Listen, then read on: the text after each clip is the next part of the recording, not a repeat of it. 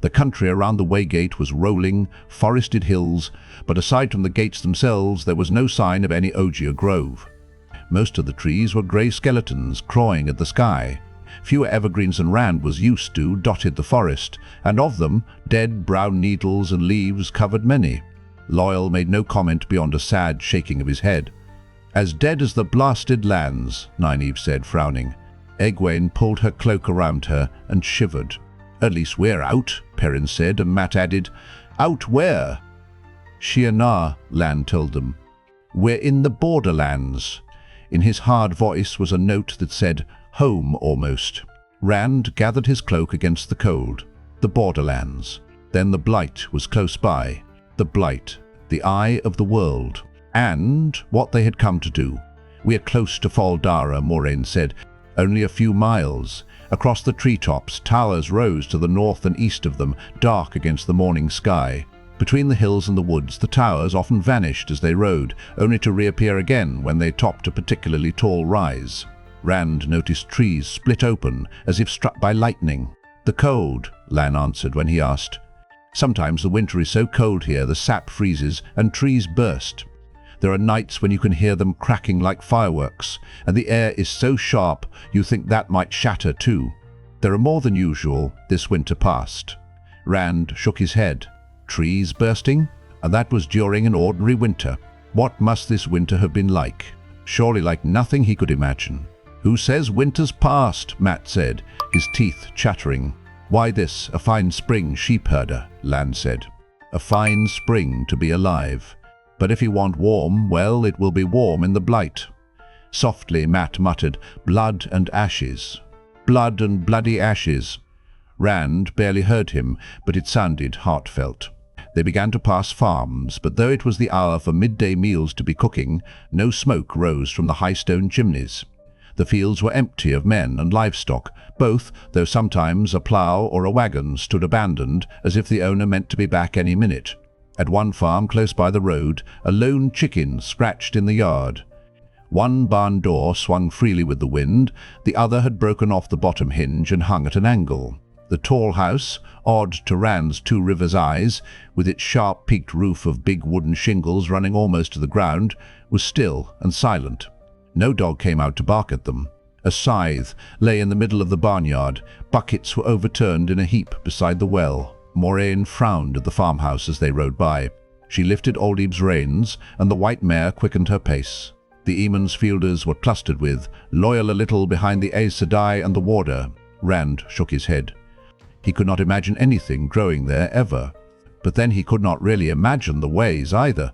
Even now that he was past them, he could not. "I don't think she expected this," Nynaeve said quietly, with a gesture that took in all the empty farms they had seen. "Where did they all go?" Egwene said. "Why? They can't have been gone very long." "What makes you say that?" Mat asked. "From the look of that barn door, they could have been gone all winter." Nynaeve and Egwene both looked at him as if he were slow-witted. "The curtains in the windows," Egwene said patiently. "They look too light for winter curtains, even here. As cold as it is here, no woman would have had those up more than a week or two, maybe less." The wisdom nodded. "Curtains," Perrin chuckled. He immediately wiped the smile off his face when the two women raised their eyebrows at him. "Oh, I agree with you. There wasn't enough rust on that scythe for any more than a week in the open. You should have seen that, Mat, even if you missed the curtains."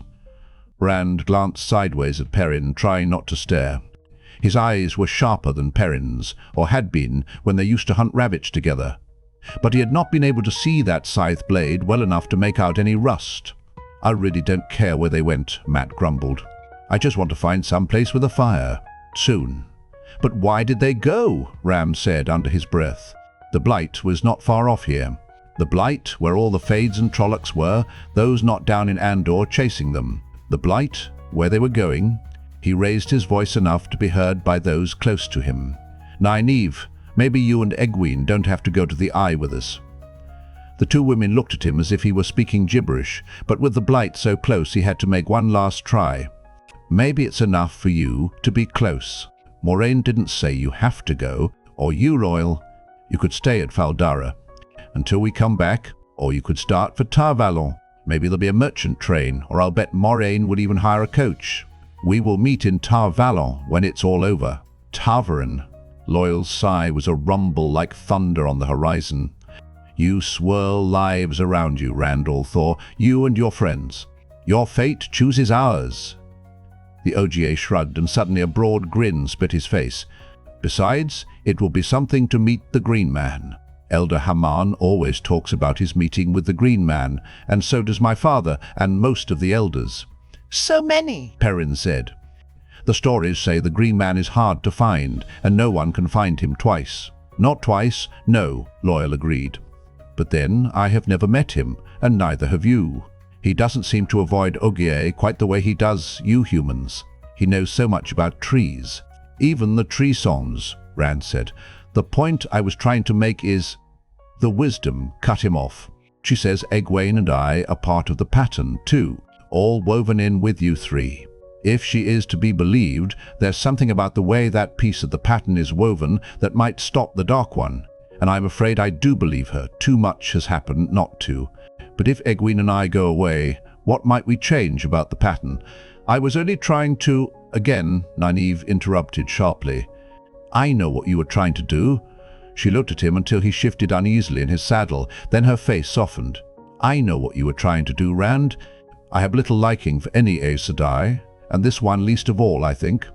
I have less for going into the Blight, but least of all is the liking I have for the Father of Lies. If you boys, topping Tate, and you men can do what has to be done when you'd rather do almost anything else, why do you think I will do less? Or Egwene? She did not appear to expect an answer. Gathering her reins, she frowned toward the Aes Sedai up ahead. I wonder if we're going to reach this Fal Dara place soon, or does she mean us to spend the night out in this? As she trotted toward Moiraine, Mat said, she called us men. It seems like only yesterday she was saying we shouldn't be off leading strings, and now she calls us men. You still shouldn't be off your mother's apron strings, Egwene said, but Rand did not think her heart was in it. She moved Bella close to his bay and lowered her voice so none of the others could hear, although Mat at least tried. I only danced with Aram, Rand, she said softly, not looking at him. You wouldn't hold it against me, dancing with somebody I will never see again, would you? No, he told her. What had made her bring it up now? Of course not. But suddenly he remembered something Min had said in Baerlon, what seemed 100 years ago. She's not for you, nor you for her at least, not in the way you both want. The town of Fal Dara was built on hills higher than the surrounding country. It was nowhere near as big as Caemlyn, but the wall around it was as high as Caemlyn's. For a full mile outside that wall in every direction, the ground was clear of anything taller than grass, and that cut low. Nothing could come close without being seen from one of the many tall towers topped by wooden hoardings. Where the walls of Caemlyn had a beauty about them, the builders of Fal Dara seemed not to have cared if anyone found their wall beautiful. The grey stone was grimly implacable, proclaiming that it existed for one purpose alone, to hold. Pennants atop the hoardings whipped in the wind, making the stooping black hawk of Shi'Nar seem to fly all along the walls. Lan tossed back the hood of his cloak and, despite the cold, motioned for the others to do the same. Moiraine had already lowered hers. It's the law in Shi'Nar, the warder said. In all the Borderlands. No one may hide his face inside a town's walls. Are they all that good-looking? Mat laughed. A halfman can't hide with his face exposed, the warder said in a flat voice. Rand's grin slid off his face. Hastily, Mat pushed back his hood. The gates stood open, tall and covered with dark iron, but a dozen armoured men stood guard in golden yellow surcoats bearing the Black Hawk. The hilts of long swords on their backs peeked over their shoulders, and broadsword or mace or axe hung at every waist. Their horses were tethered nearby, made grotesque by the steel bardings covering chests and necks and heads, with lances to stirrup, all ready to ride at an instant. The guards made no move to stop Lan and Moiraine and the others. Indeed, they waved and called out happily. Daishan, one cried, shaking steel-gauntleted fists over his head as they rode past. Daishan, a number of others shouted, Glory to the Builders, and Kisarai Tiwansho. Loyal looked surprised. Then a broad smile split his face and he waved to the guards. One man ran alongside Lan's horse a little way, unhampered by the armor he wore. "Will the golden crane fly again, Daishan?" "Peace, Regan," was all the warder said, and the man fell away. He returned the guard's waves, but his face was suddenly even more grim. As they rode through stone-paved streets crowded with people and wagons, Rand frowned worriedly. Fal Dara was bulging at the seams, but the people were neither the eager crowds of Caemlyn, enjoying the grandeur of the city even as they squabbled, nor the milling throngs of Baerlon. Packed cheek by jowl, these folk watched their party ride by with leaden eyes and faces blanked of emotion. Carts and wagons jammed every alleyway and half the streets, piled high with jumbled household furnishings and carved chests packed so tight that clothes spilled. On top sat the children. Adults kept the younglings up where they could be seen and did not let them stray even to play. The children were even more silent than their elders, their eyes bigger, more haunting in their stares. The nooks and crannies between the wagons were filled with shaggy cattle and black-spotted pigs in makeshift pens. Crates of chickens and ducks and geese fitfully made up for the silence of the people. He knew now where all the farmers had gone. Lan led the way to the fortress in the middle of the town, a massive stone pile atop the highest hill. A dry moat, deep and wide, its bottom a forest of sharp steel spikes, razor-edged and as tall as a man, surrounded the towered walls of the keep. A place for a last defense if the rest of the town fell. From one of the gate towers an armored man called down, "Welcome, Daishan." Another shouted to the inside of the fortress, "The Golden Crane." The Golden Crane! Their hooves drummed on the heavy timbers of the lowered drawbridge as they crossed the moat and rode under the sharp points of the stout portcullis. Once through the gates, Lan swung down out of his saddle to lead Mandab, signaling the others to dismount. The first courtyard was a huge square paved with big stone blocks and surrounded by towers and battlements as fierce as those on the outside of the walls. As big as it was, the courtyard appeared just as crowded as the streets, and as much in turmoil, though there was an order to the crowding here. Everywhere were armoured men and armoured horses. At half a dozen smithies around the court, hammers clanged, and big bellows, tugged by two leather-aproned men apiece, made the forge fires roar. A steady stream of boys ran with new-made horseshoes for the farriers. Fletchers sat making arrows, and every time a basket was filled, it was whisked away and replaced with an empty one. Liveried grooms appeared on the run, eager and smiling in black and gold. Rand hastily untied his belongings from behind the saddle and gave the bay up to one of the grooms as a man in plate, and mail and leather bowed formally. He wore a bright yellow cloak, edged in red over his armour, with the black hawk on the breast, and a yellow surcoat bearing a grey owl. He wore no helmet and was bareheaded truly, for his hair had all been shaved except for a topknot tied with a leather cord. "It has been long, Moiraine Sedai. It is good to see you, Daishan. Very good." He bowed again, too loyal, and murmured, "Glory to the builders. Kisaraiti Wanshel." "I am unworthy," Loyal replied formally, "and the work small." "Chingu Machoba." "You honor us, builder," the man said. "Kisaraiti Wanshel." He turned back to Lan. "Word was sent to Lord Agelmar, as soon as you were seen coming. He is waiting for you. This way, please." As they followed him into the fortress, along draughty stone corridors hung with colourful tapestries and long silk screens of hunting scenes and battles, he continued, "I am glad the call reached you, Daishan. Will you raise the Golden Crane banner once more?"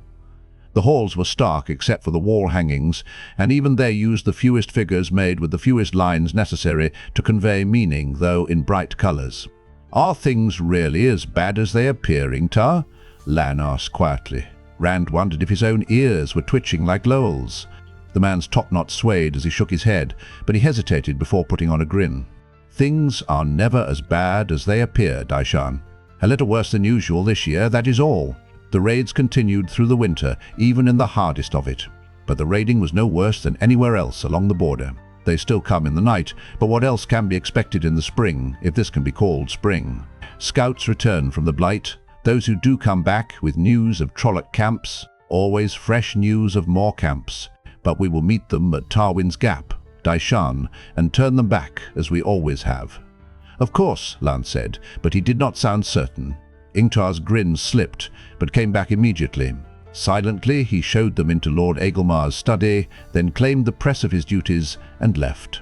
It was a room as purpose, made as all the rest of the fortress, with arrow slits in the outer wall and a heavy bar for the thick door, which had its own arrow piercings and was bound by iron straps. Only one tapestry hung here. It covered an entire wall and showed men, armoured like the men of Fal Dara, fighting Myrddraul and Trollocs in a mountain pass. A table, one chest and a few chairs were the only furnishings except for 2 racks on the wall, and they caught Rand's eye as much as the tapestry. One held a 2-handed sword, taller than a man, a more ordinary broadsword, and below them a studded mace and a long, kite-shaped shield bearing 3 foxes. From the other hung a suit of armour, complete and arranged as one would wear it, crested helmet with its barred face-guard over a double mail camail. Mail hauberk, spit for riding, and leather undercoat, polished from wear. Breastplate, steel gauntlets, knee and elbow cops, and half-plate for shoulders and arms and legs. Even here, in the heart of the keep, weapons and armour seemed ready to be donned at any moment. Like the furniture, they were simply and severely decorated with gold. Agelmar himself rose at their entrance and came around the table, littered with maps and sheafs of paper and pens standing in ink pots. He seemed at first glance too peaceful for the room in his blue velvet coat with its tall, wide collar and soft leather boots, but a second look showed Rand differently. Like all the fighting men he had seen, Agelmar's head was shaved except for a topknot, and that pure white. His face was as hard as Lan's, the only lines creases at the corners of his eyes, and those eyes like brown stone, though they bore a smile now. "Peace, but it is good to see you, Daishan," the Lord of Fal Dara said. "And you, Moiraine Aes Sedai, perhaps even more." "Your presence warms me, Aes Sedai. Ninte Kalishni no Domashita Egelmar Daishan," Moiraine replied formally, but with a note in her voice that said they were old friends. "Your welcome warms me, Lord Agelmar. Kodome Kalishnie Gani Aes Sedai Hei. Here is always a welcome for Aes Sedai." He turned to Loial. "You are far from the steading Ogier, but you honour Fal Dara. Always glory to the builders. Kisarai Tiwan Shohai." "I am unworthy," Loial said, bowing. "It is you who do me honour." He glanced at the stark stone walls and seemed to struggle with himself. Rand was glad the Ogier managed to refrain from adding further comment. Servants in black and gold appeared on silent, soft-slippered feet. Some brought folded cloths, damp and hot, on silver trays for wiping the dust from faces and hands. Others bore mulled wine and silver bowls of dried plums and apricots. Lord Agelmar gave orders for rooms to be prepared, and baths. "A long journey from Tar Valon," he said. "You must be tired." "A short journey the path we came," Lan told him, "but more tiring than the long way." Agelmar looked puzzled when the warder said no more, but he merely said, "A few days' rest will put you all in fine fettle." "I ask one night's shelter, Lord Agelmar," Moiraine said, "for ourselves and our horses. And fresh supplies in the morning, if you can spare them. We must leave you early, I'm afraid." Agelmar frowned, but I thought, topping Tate, end, topping Tate, end, topping Tate, end. "Moiraine Sedai, I have no right to ask it of you, but you would be worth 1,000 lances in Tarwin's Gap. And you, Daishan, 1,000 men will come when they hear the golden crane flies once more." "The 7 towers are broken," Lan said harshly, "and Malkier is dead, the few of her people left, scattered across the face of the earth. I am a warder, Agelmar, sworn to the flame of Tar Valon, and I am bound into the Blight." "Of course, Daishlo, of course. But surely a few days' delay, a few weeks at most, will make no difference. You are needed. You and Moiraine Sedai." Moiraine took a silver goblet from one of the servants. "Ingtar seems to believe you will defeat this threat, as you have defeated many others across the years." "Aes Sedai," Agelmar said wryly. "If Ingtar had to ride alone to Tarwin's Gap, he would ride the whole way, proclaiming that the Trollocs would be turned back once more. He has almost pride enough to believe he could do it alone. He is not as confident as you think this time, Agelmar." The warder held a cup, but he did not drink. "How bad is it?" Agelmar hesitated, pulling a map from the tangle on the table. He stared unseeing at the map for a moment, then tossed it back. When we ride to the gap, he said quietly, the people will be sent south to Fal Dara. Perhaps the capital can hold. Peace it must. Something must hold. That bad? Lan said, and Agelmar nodded wearily. Rand exchanged worried looks with Mat and Perrin. It was easy to believe the Trollocs gathering in the Blight were after him, after them. Agelmar went on grimly. Kandor, Arafel, Saldea, the Trollocs raided them all straight through the winter. Nothing like that has happened since the Trolloc Wars. The raids have never been so fierce, or so large, or pressed home so hard. Every king and council is sure a great thrust is coming out of the Blight, and every one of the Borderlands believes it is coming at them. None of their scouts and none of the warders report Trolloc massing above their borders, as we have here, but they believe, and each is afraid to send fighting men elsewhere. People whisper that the world is ending, that the Dark One is loose again. Shienar will ride to Tarwin's Gap alone, and we will be outnumbered at least 10 to 1. At least. It may be the lasting gathering of the lances. Lan no. Daishan, for you are a diademed battle lord of Malkier, whatever you say. Daishan, the golden crane banner in the van, would put heart into men who know they are riding north to die. The word will spread like wildfire, and though their kings have told them to hold where they are, lances will come from Arafel and Kandor, and even from Saldea. Though they cannot come in time to stand with us in the gap, they may save Shienar. Lan peered into his wine. His face did not change, but wine slopped over his hand. The silver goblet crumpled in his grip. A servant took the ruined cup and wiped the warder's hand with a cloth. A second put a fresh goblet in his hand, while the other was whisked away. Lan did not seem to notice. "I cannot," he whispered hoarsely. When he raised his head, his blue eyes burned with a fierce light, but his voice was calm again, and flat. "I am a warder, Agelmar." His sharp gaze slid across Rand and Mat and Perrin to Moiraine. "At first light, I ride to the Blight." Agelmar sighed heavily. "Moiraine, Sedai, will you not come, at least? An Aes Sedai could make the difference." "I cannot, Lord Agelmar." Moiraine seemed troubled. "There is indeed a battle to be fought, and it is not chance that the Trollocs gather above Shienar, but our battle, the true battle with the Dark One, will take place in the Blight at the eye of the world. You must fight your battle, and we ours. You cannot be saying he is loose." Rock-like Agelmar sounded shaken, and Moiraine quickly shook her head. "Not yet. If we win at the eye of the world, perhaps not ever again." "Can you even find the eye, Aes Sedai? If holding the Dark One depends on that, we might as well be dead. Many have tried and failed." "I can find it, Lord Agelmar. Hope is not lost yet." Agelmar studied her, and then the others. He appeared puzzled by Nynaeve and Egwene. Their farm clothes contrasted sharply with Moiraine's silk dress, though all were travel-stained. "They are Aes Sedai too?" he asked doubtfully. When Moiraine shook her head, he seemed even more confused. His gaze ran over the young men from Eamon's Field, settling on Rand, brushing the red-wrapped sword at his waist. "A strange guard you take with you, Aes Sedai. Only one fighting man." He glanced at Perrin and at the axe hanging from his belt. "Perhaps two, but both barely more than lads. Let me send men with you.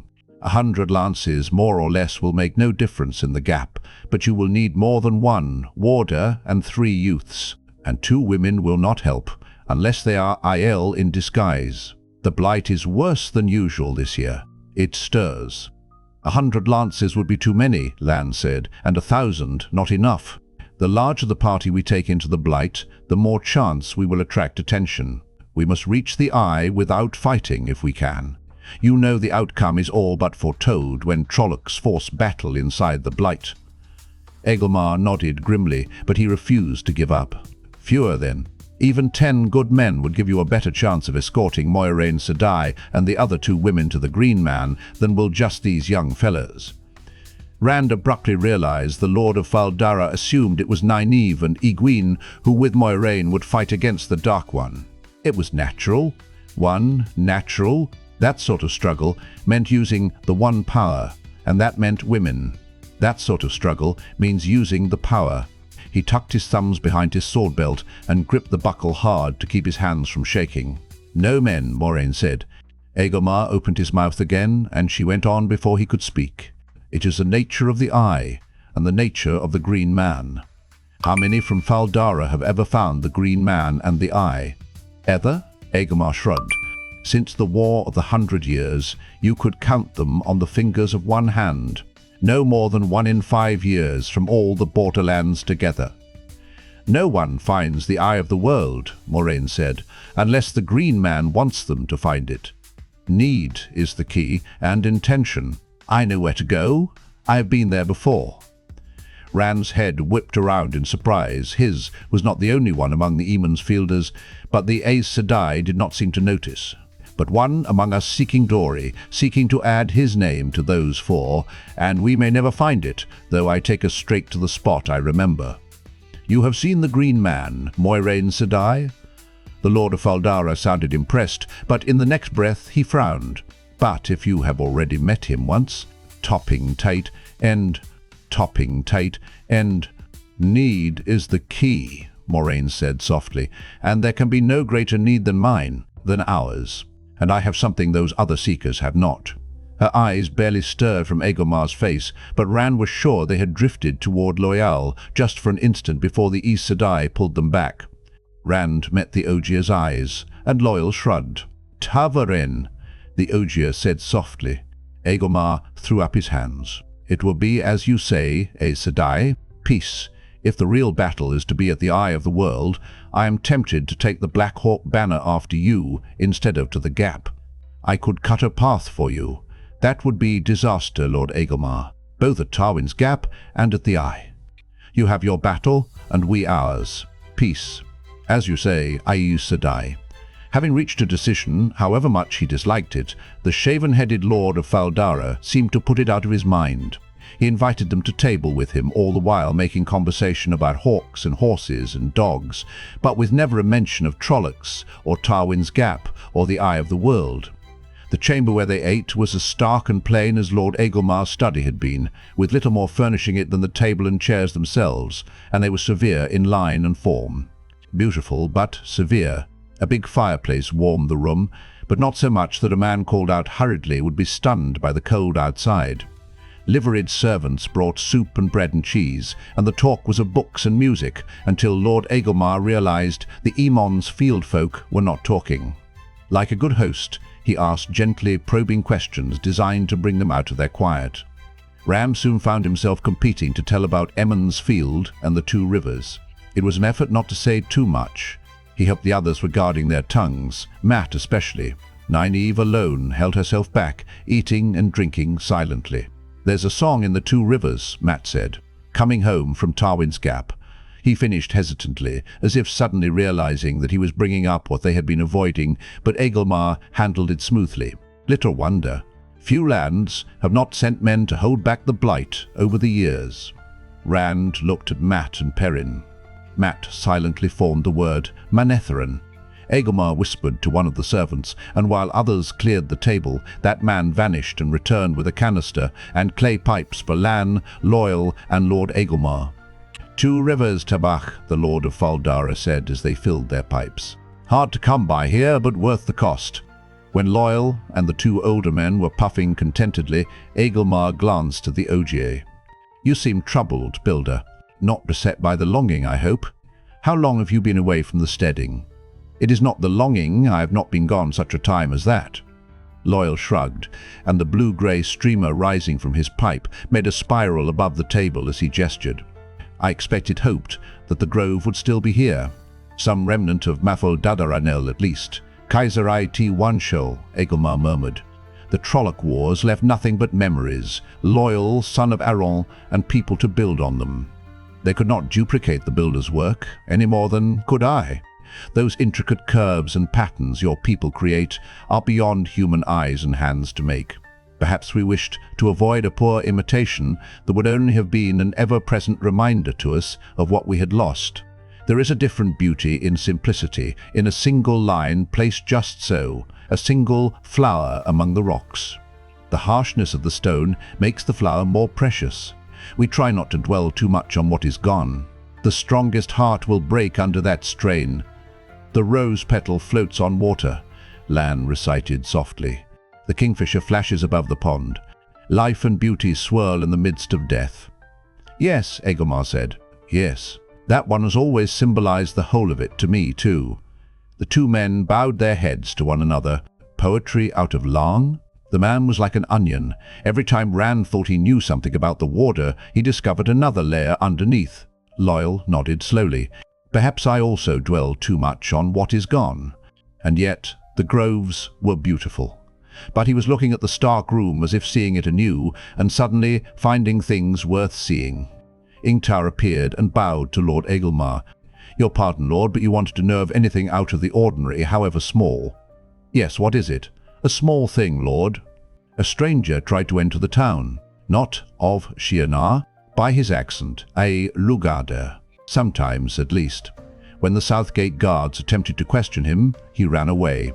He was seen to enter the forest, but only a short time later he was found scaling the wall. A small thing! Agelmar's chair scraped across the floor as he stood. Peace. The tower watch is so negligent a man can reach the walls unseen, and you call it a small thing? He is a madman, Lord. Awe touched Ingtar's voice. The light shields madmen. Perhaps the light cloaked the tower watch's eyes and allowed him to reach the walls. Surely one poor madman could do no harm. Has he been brought to the keep yet? Good. Bring him to me here. Now. Ingtar bowed and left, and Agelmar turned to Moiraine. Your pardon, Sedai, but I must see to this. Perhaps he's only a pitiful wretch with his mind blinded by the light, but topping tight, and topping tight, and topping tight, and 2 days gone, 5 of our own people were found in the night trying to saw through the hinges of a horse gate. Small, but enough to let Trollocs in, he grimaced. Dark friends, I suppose, though I hate to think it of any Shienaran. They were torn to pieces by the people before the guards could take them, so I'll never know. If Shienarans can be dark friends, I must be especially careful of outlanders in these days. If you wish to withdraw, I will have you shown to your rooms. Dark friends know neither border nor blood, Moiraine said. They are found in every land, and are of none. I, too, am interested in seeing this man. The pattern is forming a web, Lord Agelmar, but the final shape of the web is not yet set. It may yet entangle the world, or unravel and set the wheel to a new weaving. At this point, even small things can change the shape of the web. At this point, I am wary of small things out of the ordinary. Agelmar glanced at Nynaeve and Egwene. As you wish, Sedai. Ingtar returned with 2 guards carrying long bills and escorting a man who looked like a rag bag turned inside out. Grime layered his face and matted his scraggly uncut hair and beard. He hunched into the room, sunken eyes darting this way and that. A rancid smell wafted ahead of him. Rand sat forward intently, trying to see through all the dirt. You've no cause to be holding me like this, the filthy man whined. I'm only a poor destitute, abandoned by the light and seeking a place, like everyone else, to shelter from the shadow. The Borderlands are a strange place to seek, Agelmar began, when Mat cut him off. The peddler, paid in Fane, Perrin agreed, nodding. The beggar, Rand said, suddenly hoarse. He sat back at the sudden hatred that flared in Fane's eyes. He's the man who was asking about us in Caemlyn. He has to be. So this concerns you after all, Moiraine Sedai, Agelmar said slowly. Moiraine nodded. I greatly fear that it does. I didn't want to. Fane began to cry. Fat tears cut rummels in the dirt on his cheeks, but they were unable to reach the bottom layer. He made me, him and his burning eyes. Rand flinched. Mat had his hand under his coat, no doubt clutching the dagger from Shadar Logoth again. He made me his hound to hunt and follow with never a bit of rest. Only his hound, even after he threw me away. It does concern us all, Moiraine said grimly. Is there a place where I can talk with him alone, Lord Agelmar? Her mouth tightened with distaste. And wash him first. I may need to touch him. Agelmar nodded and spoke softly to Ingtar, who bowed and disappeared through the door. I will not be compelled. The voice was Fane's, but he was no longer crying, and an arrogant snap had replaced the whine. He stood upright, not crouching at all. Throwing back his head, he shouted at the ceiling. Never again. I will not. He faced Agelmar as if the men flanking him were his own bodyguard and the Lord of Fal Dara his equal rather than his captor. His tone became sleek and oily. "There is a misunderstanding here, great lord. I am sometimes taken by spells, but that will pass soon. Yes, soon I will be rid of them." Contemptuously, he flicked his fingers against the rags he wore. "Do not be misled by these, great lord. I have had to disguise myself against those who have tried to stop me, and my journey has been long and hard. But at last I have reached lands where men still know the dangers of Baalzamon, where men still fight the Dark One." Rand stared, goggling. It was Fane's voice, but the words did not sound like the peddler at all. "So you've come here because we fight Trollocs," Agelmar said. "And you are so important that someone wants to stop you. These people say you are a peddler called Padan Fane, and that you are following them." Fane hesitated.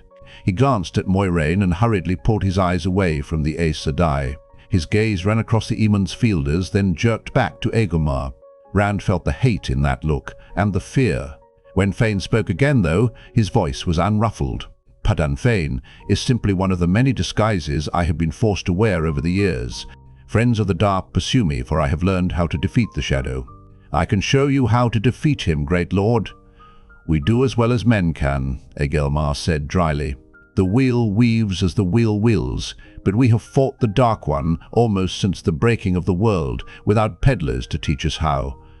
Great lord, your might is unquestioned, but can it stand against the Dark One forever?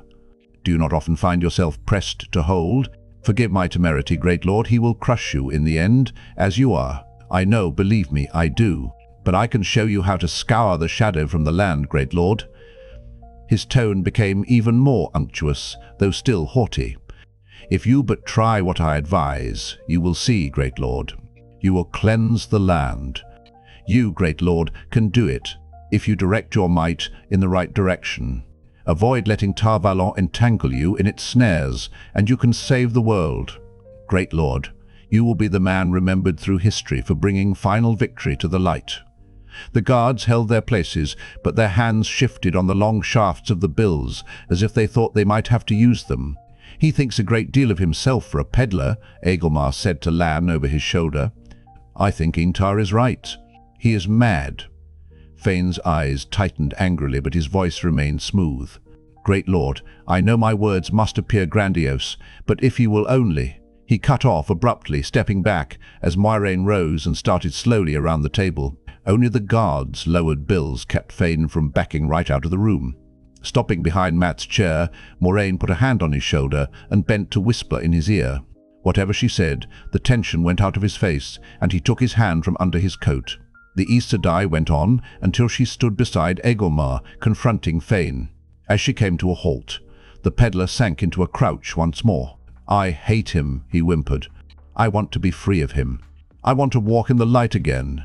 His shoulders began to shake, and tears streamed down his face even more heavily than before. "He made me do it.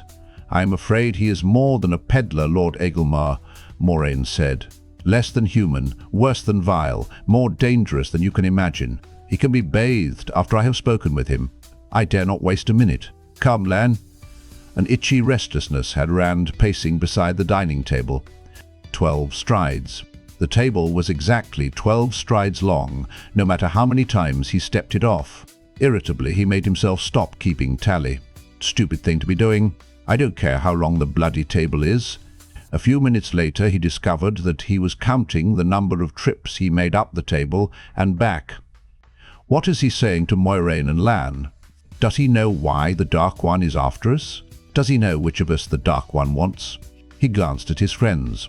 Perrin had crumbled a piece of bread and was idly pushing the crumbs around on the table with one finger. His yellow eyes stared unblinking at the crumbs, but they seemed to see something far off. Mat slouched in his chair, eyes half closed, and the beginnings of a grin on his face. It was a nervous grin, not amusement. Outwardly he looked like the old Mat, but from time to time he unconsciously touched the Shadar-Logoth dagger through his coat.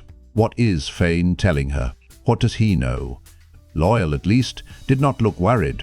The Ogier was studying the walls.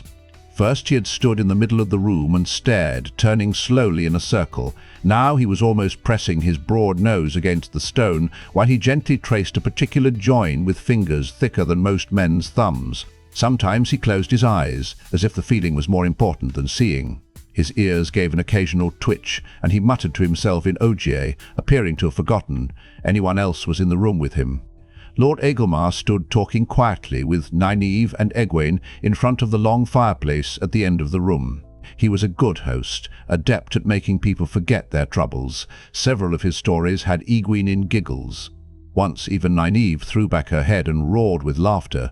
Rand gave a start at the unexpected sound and jumped again when Mat's chair crashed to the floor.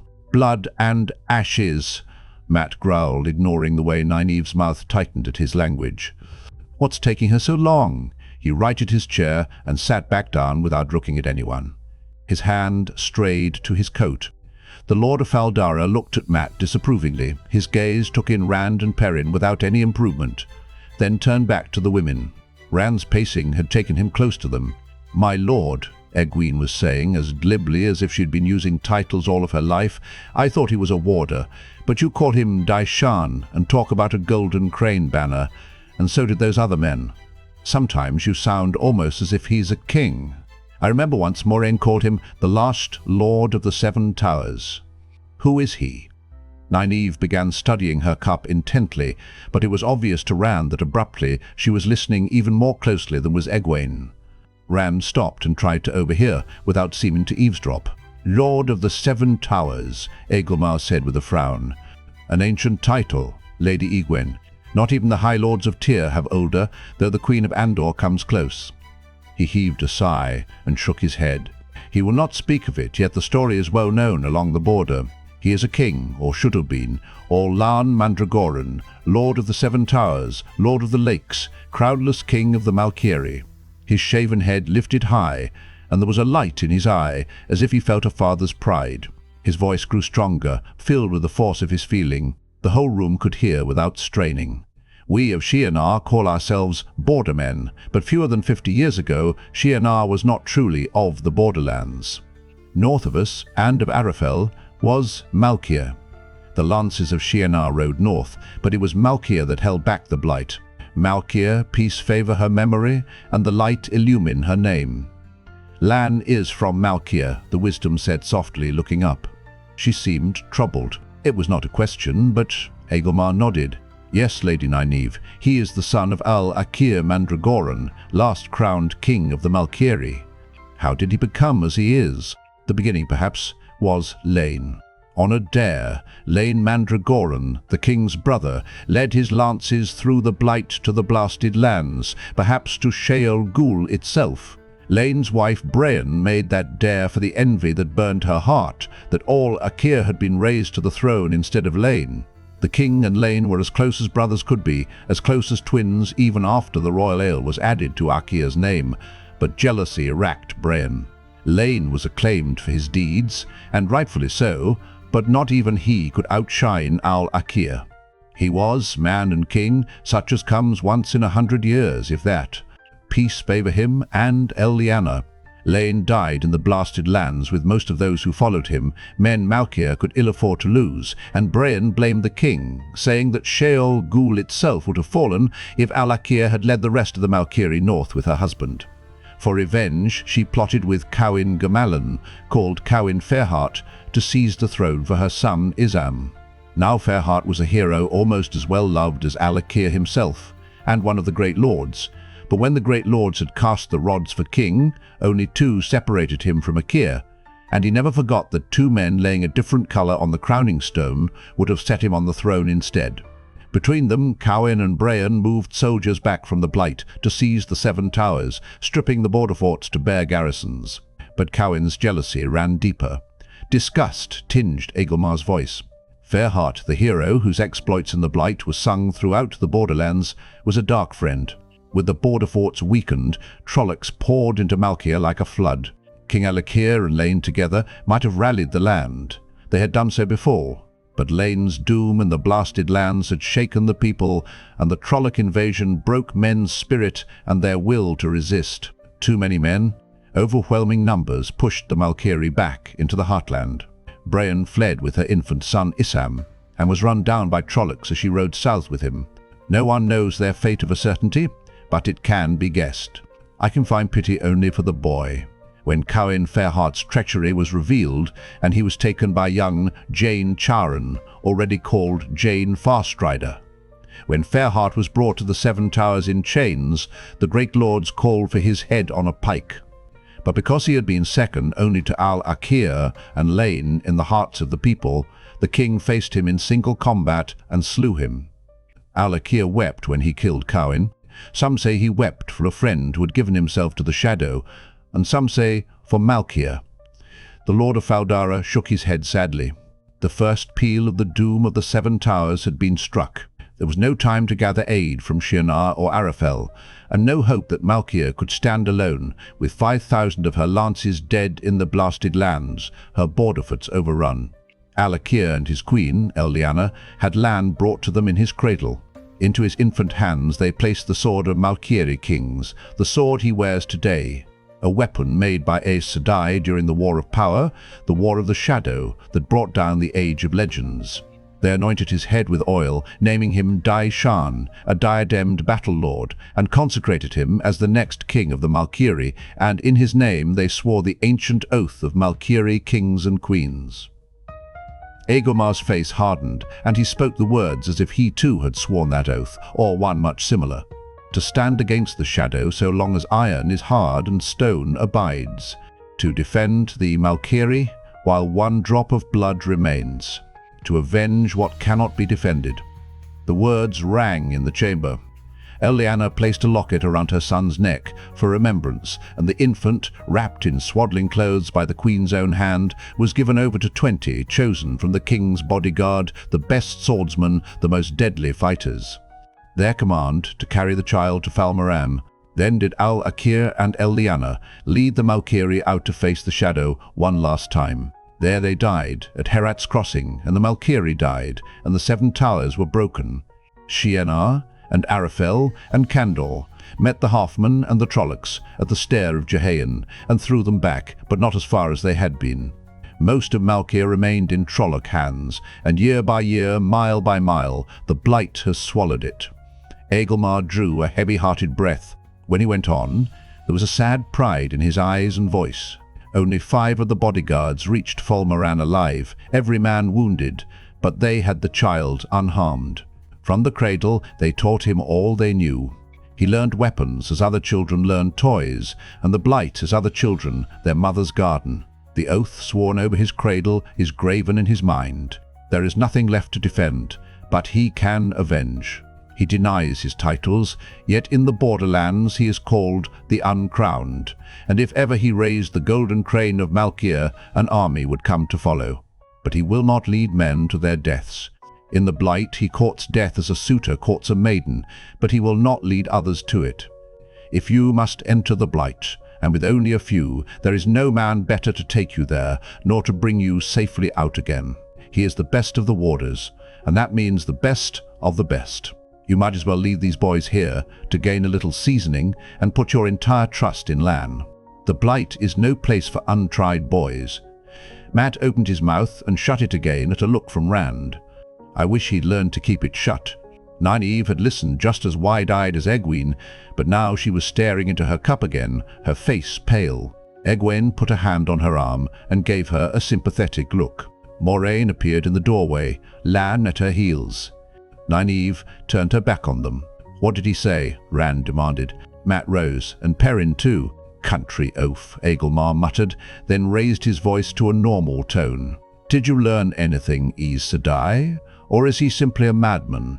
He is mad, Moiraine said, or close to it, but there is nothing simple about Padan Fain. One of the black and gold liveried servants bowed his way in with a blue wash basin and pitcher, a bar of yellow soap, and a small towel on a silver tray. He looked anxiously at Agelmar. Moiraine directed him to put them on the table. Your pardon for commanding your servants, Lord Agelmar, she said. I took the liberty of asking for this. Agelmar nodded to the servant, who put the tray on the table and left hurriedly. My servants are yours to command, Sedai. The water Moiraine poured into the basin steamed as if only just off the boil. She pushed up her sleeves and began vigorously washing her hands without regard for the heat of the water. I said he was worse than vile, but I did not come close. I do not believe I have ever met someone so abject and debased, yet at the same time so foul. I feel soiled from touching him, and I do not mean for the filth on his skin. Soiled in here. She touched her breast. The degradation of his soul almost makes me doubt he has one.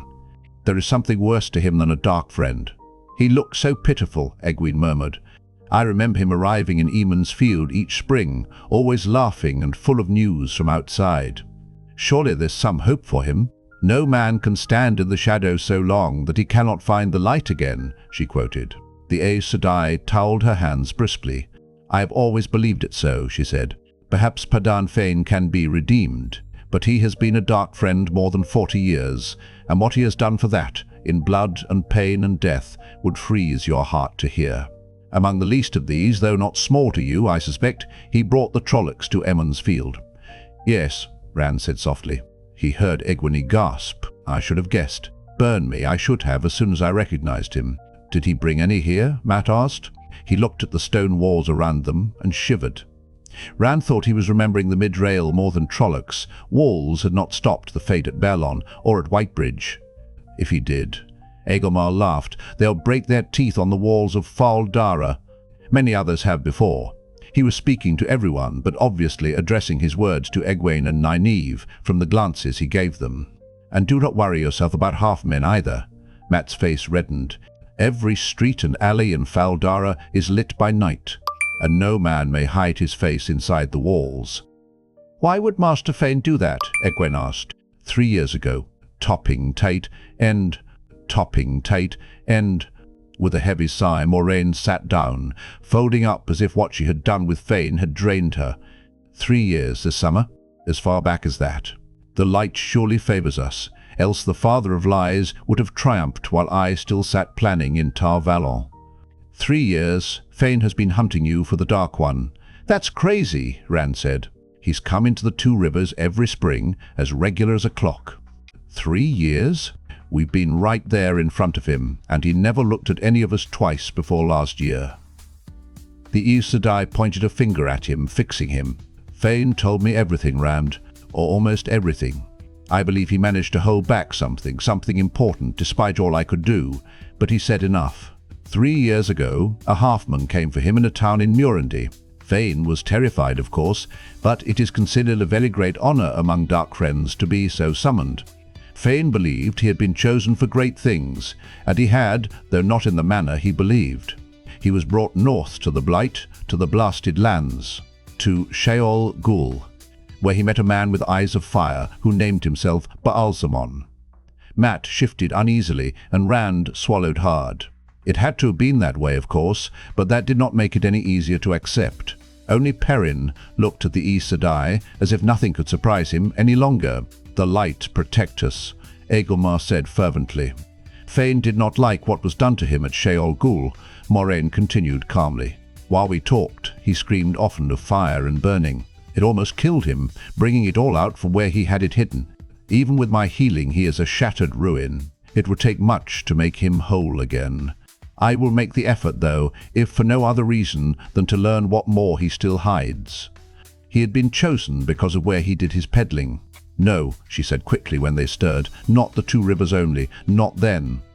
The father of Lys knew roughly where to find what he sought, but not much better than we in Tar Valon. Fain said he has been made the Dark One's hound, and in a way he is right. The father of Lys set Fain to hunt, first changing him so he could carry out that hunt. It is the things done to bring about those changes that Fain fears to remember. He hates his master for them as much as he fears him. So Fain was sent sniffing and hunting through all the villages around Baerlon and all the way to the Mountains of Mist and down to the Taran and across into the Two Rivers. 3 springs ago, Perrin said slowly.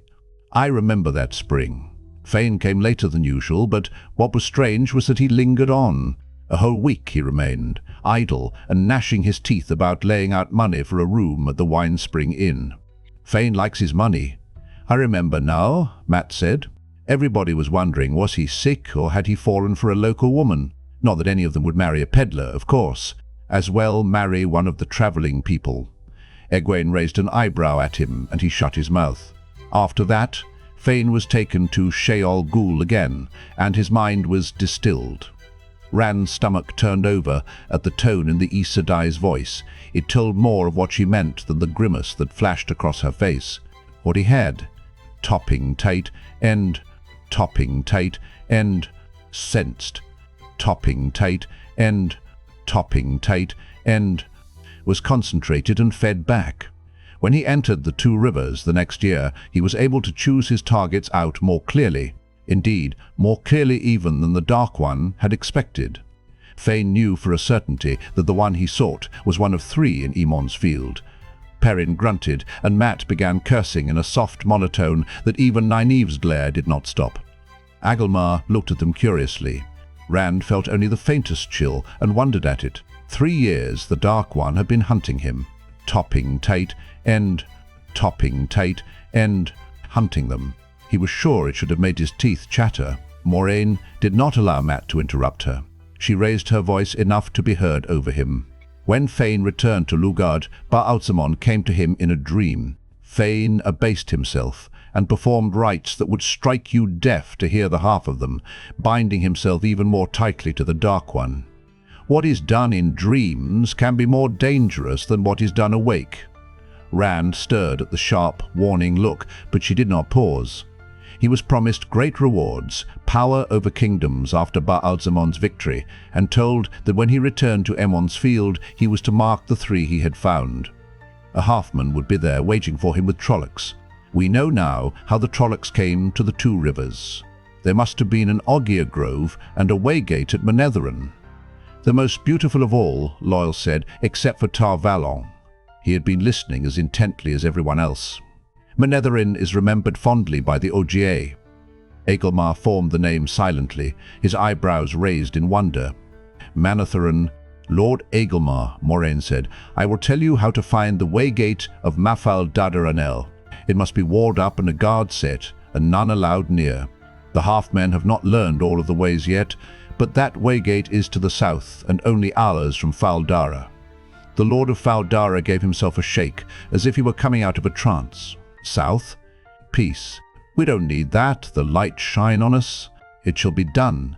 Did Fane follow us through the ways? Perrin asked. He must have done. Moiraine nodded. Fane would follow you 3 into the grave, because he must.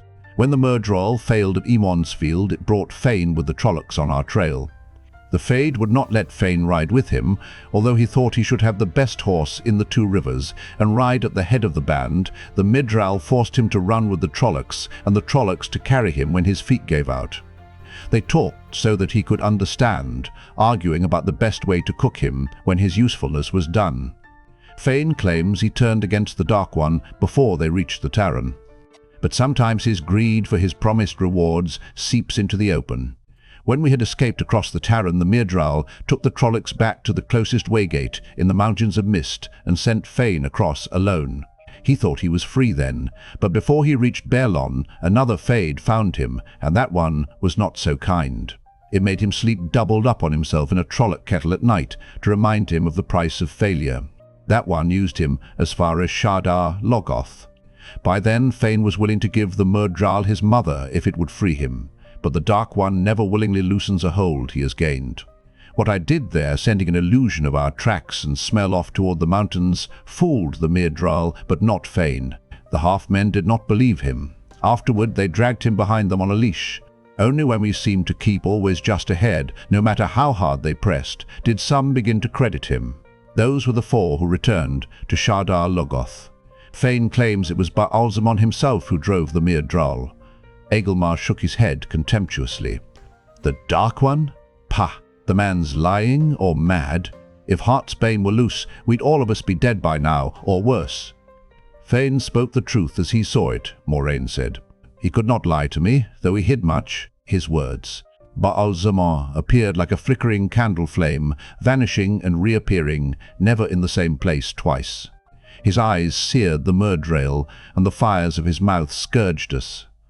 Something, Lan said, drove 4 Fades to where they feared to go, a place they fear almost as much as they fear the wrath of the Dark One. Agelmar grunted as if he had been kicked. He looked sick. It was evil against evil in the ruins of Shadar-Logoth, Moiraine continued, foul fighting vile. When Fane spoke of it, his teeth chattered and he whimpered. Many Trollocs were slain, consumed by Mashadar and other things, including the Trolloc that held Fane's leash. He fled the city as if it were the pit of doom at Sheol Ghul. Fane believed he was free at last. He intended to run until Ba-al-Zaman could never find him again, to the ends of the earth if necessary.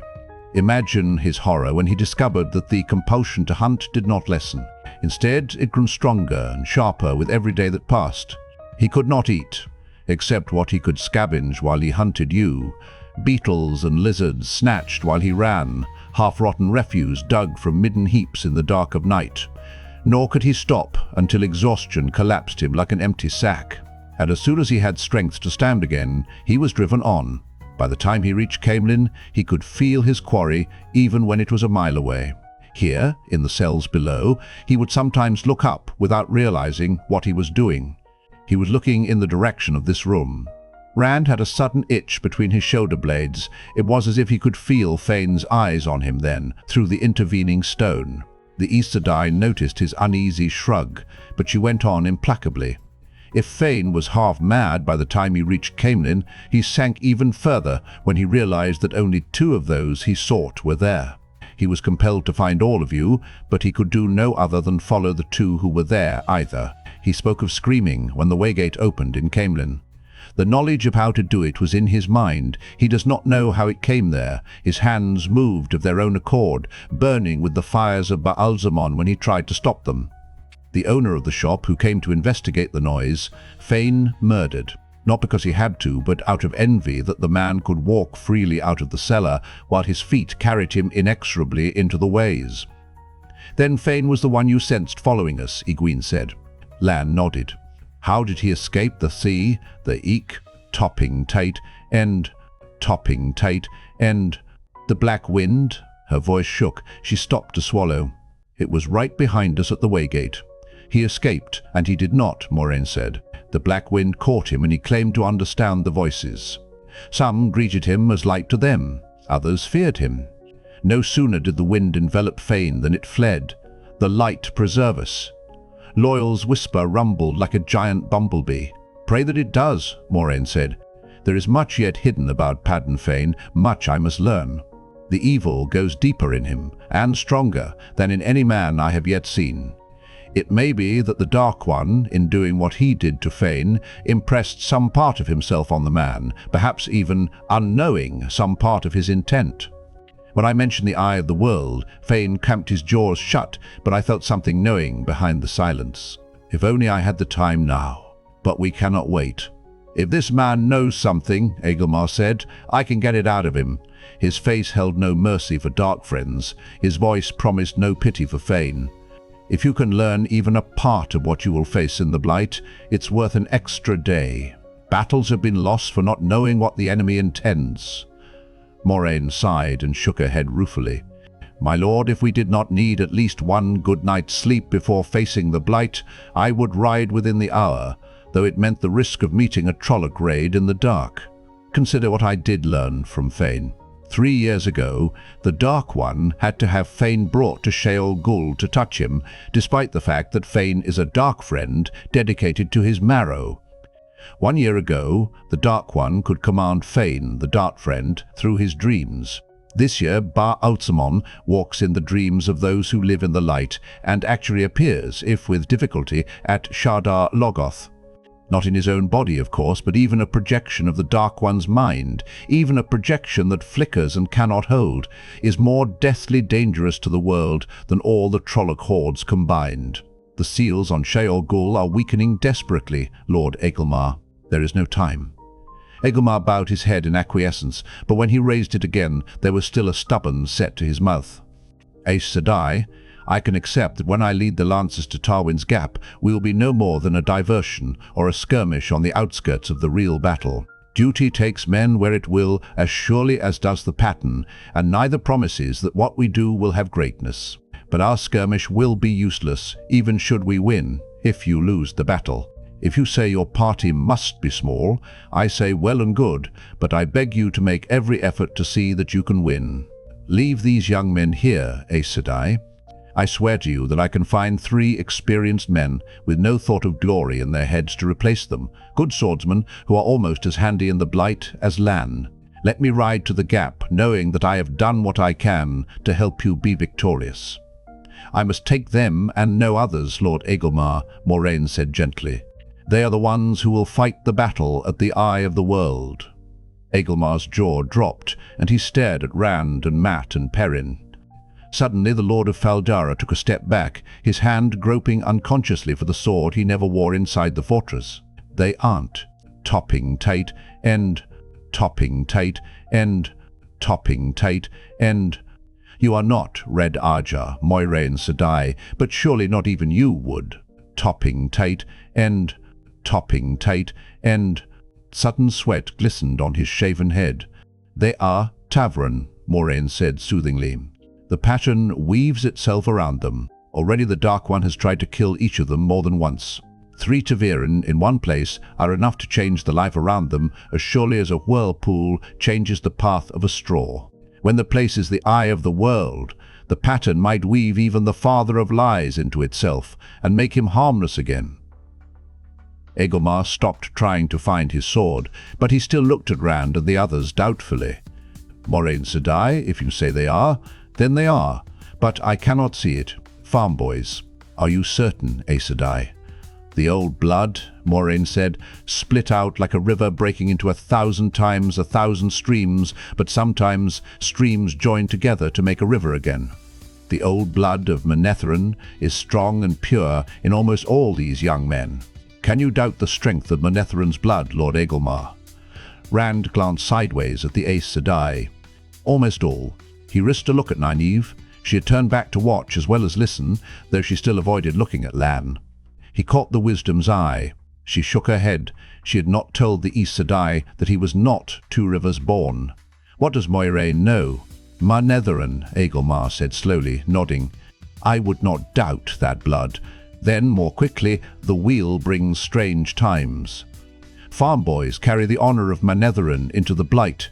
Yet if any blood can strike a fell blow at the Dark One, it would be the blood of Manetheren. It shall be done as you wish, Aes Sedai. Then let us go to our rooms, Moiraine said. We must leave with the sun, for time grows short. The young men must sleep close to me. Time is too short before the battle to allow the Dark One another strike at them. Too short. Rand felt her eyes on him, studying him and his friends, weighing their strength, and he shivered. Too short. The wind whipped Lan's cloak, sometimes making him hard to see even in the sunlight, and Ingtar and the 100 lances Lord Agelmar had sent to escort them to the border, in case they met a Trolloc raid, made a brave display in double column with their armor and their red pennants and their steel-clad horses led by Ingtar's grey owl banner. They were easily as grand as 100 of the Queen's guards, but it was the towers just in sight ahead of them that Rand studied. He had had all morning to watch the Shienaran lances. Each tower stood tall and solid atop a hill, half a mile from its neighbour. East and west others rose, and more beyond those. A broad, walled ramp spiraled around each stone shaft, winding all the way around by the time it reached the heavy gates halfway to the crenellated top. A sortie from the garrison would be protected by the wall until it reached the ground, but enemies striving to reach the gate would climb under a hail of arrows and stones and hot oil from the big kettles poised on the outward flaring ramparts above. A large steel mirror, carefully turned down, away from the sun now, glittered atop each tower below the high iron cup, where signal fires could be lit when the sun did not shine. The signal would be flashed to towers further from the border and by those to still others, and so relayed to the heartland fortresses from where the lances would ride to turn back the raid. Were times normal, they would. From the 2 nearest tower tops men watched them approach. Just a few men on each, peering curiously through the crenels. In the best of times, the towers were only manned enough for self-defense, depending more on stone walls than strong arms to survive. But every man who could be spared, and more, was riding to Tywin's Gap. The fall of the towers would not matter if the lances failed to hold the gap. Rand shivered as they rode between the towers. It was almost as if he had ridden through a wall of colder air. This was the border. The land beyond looked no different from Shienar, but out there, somewhere beyond the leafless trees, was the Blight. Ingtar lifted a steel fist to halt the lances short of a plain stone post in sight of the towers, a border post, marking the boundary between Shienar and what once was Malkier. "Your pardon, Moiraine Sedai." "Pardon, Daishan. Pardon, Builder. Lord Agelmar commanded me to go no further." He sounded unhappy about it, disgruntled at life in general. "That is as we planned, Lord Agelmar and I," Moiraine said. Ingtar grunted sourly. "Pardon, Sedai," he apologized, not sounding as if he meant it. "To escort you here means we may not reach the gap before the fighting is done. I am robbed of the chance to stand with the rest, and at the same time I am commanded not to ride one step beyond the border post, as if I had never before been in the Blight. And my Lord Agelmar will not tell me why." Behind the bars of his face guard, his eyes turned the last word into a question to the Aes Sedai. He scorned to look at Rand and the others. He had learned they would accompany Lan into the Blight. "He can have my place," Mat muttered to Rand. Lan gave them both a sharp look. Mat dropped his eyes, his face turning red. "Each of us has his part in the pattern, Ingtar," Moiraine said firmly. "From here we must thread ours alone." Ingtar's bow was stiffer than his armor made it. "As you wish it, Aes Sedai. I must leave you now and ride hard in order to reach Tywin's Gap. At least I will be. Topping tight, end, topping tight, end, aloud, topping tight, end, topping tight, end, to face Trollocs there." "Are you truly that eager?" Nynaeve asked. "To fight Trollocs?" Ingtar gave her a puzzled look, then glanced at Lan as if the warder might explain. "That is what I do, lady," he said slowly. "That is why I am." He raised a gauntleted hand to Lan, open palm toward the warder. "Suravi nintu manshima taishte, Daishan. Peace favor your sword." Pulling his horse around, Ingtar rode east with his bannermen and his 100 lances. They went at a walk, but a steady pace, as fast as armored horses could manage, with a far distance yet to go. "What a strange thing to say," Egwene said. "Why do they use it like that?" "Peace. When you have never known a thing except to dream," Lan replied, heeling Mandar forward, "it becomes more than a talisman."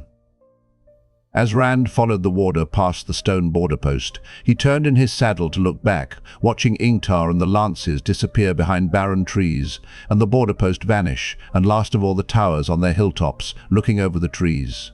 All too soon they were alone, riding north under the leafless canopy of the forest. Rand sank into watchful silence, and for once even Mat had nothing to say. That morning the gates of Fal Dara had opened with the dawn. Lord Agelmar, armoured and helmeted now like his soldiers, rode with the Black Hawk banner and the 3 foxes from the east gate toward the sun, still only a red sliver above the trees.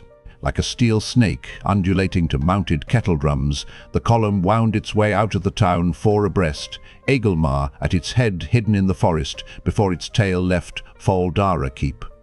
There were no cheers in the streets to speed them on their way, only their own drums and their pennants cracking in the wind, but their eyes looked toward the rising sun with purpose.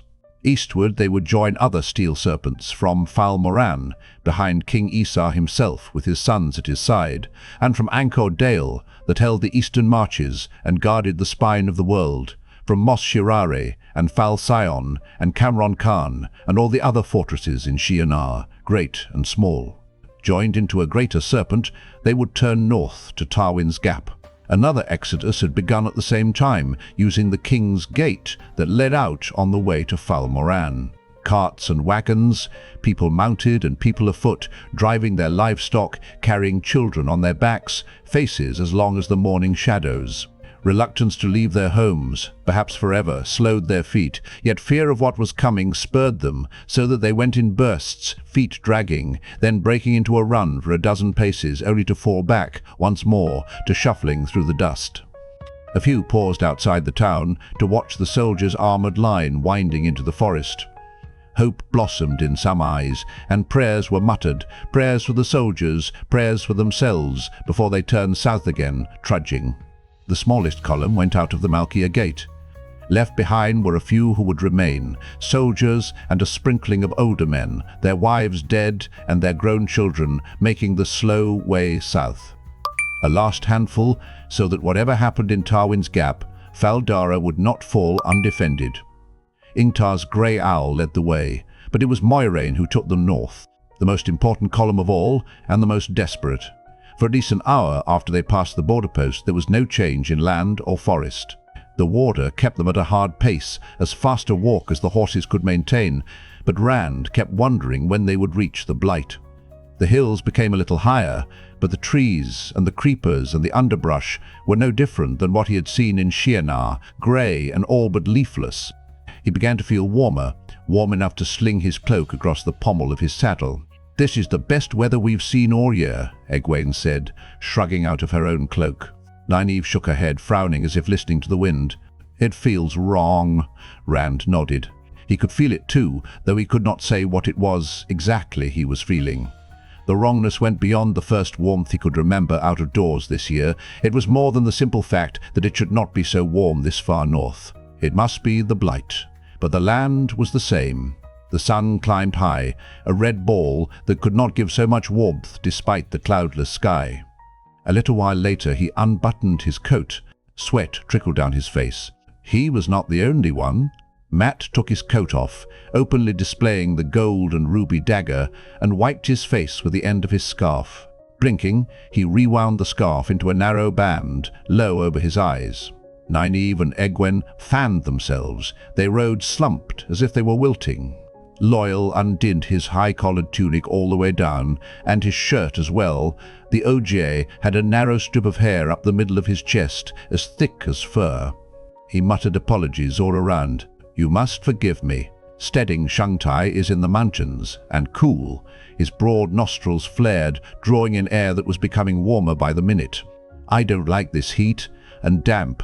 It was damp, Rand realized. It felt like the mire in the depths of summer back in the Two Rivers. In that boggy swamp, every breath came as if through a wool blanket soaked in hot water. There was no soggy ground here, only a few ponds and streams, trickles to someone used to the waterwood, but the air was like that in the mire. Only Perrin, still in his coat, was breathing easily. Perrin and the warder. There were a few leaves now, on trees that were not evergreen. Rand reached out to touch a branch and stopped with his hand short of the leaves. Sickly yellow mottled the red of the new growth, and black flecks like disease. "I told you not to touch anything." The warder's voice was flat. He still wore his shifting cloak, as if heat made no more impression on him than cold. It almost made his angular face seem to float unsupported above Mandarb's back. "Flowers can kill in the Blight, and leaves maim. There's a little thing called a stick that likes to hide where the leaves are thickest, looking like its name, waiting for something to touch it. When something does, it bites. Not poison. The juice begins to digest the stick's prey for it. The only thing that can save you is to cut off the arm or leg that was bitten. But a stick won't bite unless you touch it. Other things in the Blight will." Rand jerked his hand back, leaves untouched, and wiped it on his pants leg. "Then we're in the Blight?" Perrin said. Strangely, he did not sound frightened. "Just the fringe," Lan said grimly. His stallion kept moving forward, and he spoke over his shoulder. "The real Blight still lies ahead. There are things in the Blight that hunt by sound, and some may have wandered this far south. Sometimes they cross the mountains of doom, much worse than Styx. Keep quiet and keep up if you want to stay alive." He continued to set a hard pace, not waiting for an answer. Mile by mile, the corruption of the Blight became more apparent. Leaves covered the trees in ever greater profusion, but stained and spotted with yellow and black, with livid red streaks like blood poisoning. Every leaf and creeper seemed bloated, ready to burst at a touch. Flowers hung on trees and weeds in a parody of spring, sickly pale and pulpy, waxen things that appeared to be rotting while Rand watched. When he breathed through his nose, the sweet stench of decay, heavy and thick, sickened him. When he tried breathing through his mouth, he almost gagged. The air tasted like a mouthful of spoiled meat. The horse's hooves made a soft squishing as rotten ripe things broke open under them. Matt leaned out of his saddle and spewed until his stomach was empty. Rand sought the void, but calmness was little help against the burning bile that kept creeping up his throat. Empty or not, Matt heaved again a mile later, bringing out nothing, and yet again after that. Egwene looked as if she wanted to be sick too, swallowing constantly, and Nynaeve's face was a white mask of determination, her jaw set and her eyes fixed on Moiraine's back. The wisdom would not admit to feeling ill unless the Aes Sedai did first, but Rand did not think she would have to wait long. Moraine's eyes were tight and her lips pale. Despite the heat and damp, Loial wrapped a scarf around his nose and mouth. When he met Rand's gaze, the Ogier's outrage and disgust were plain in his eyes.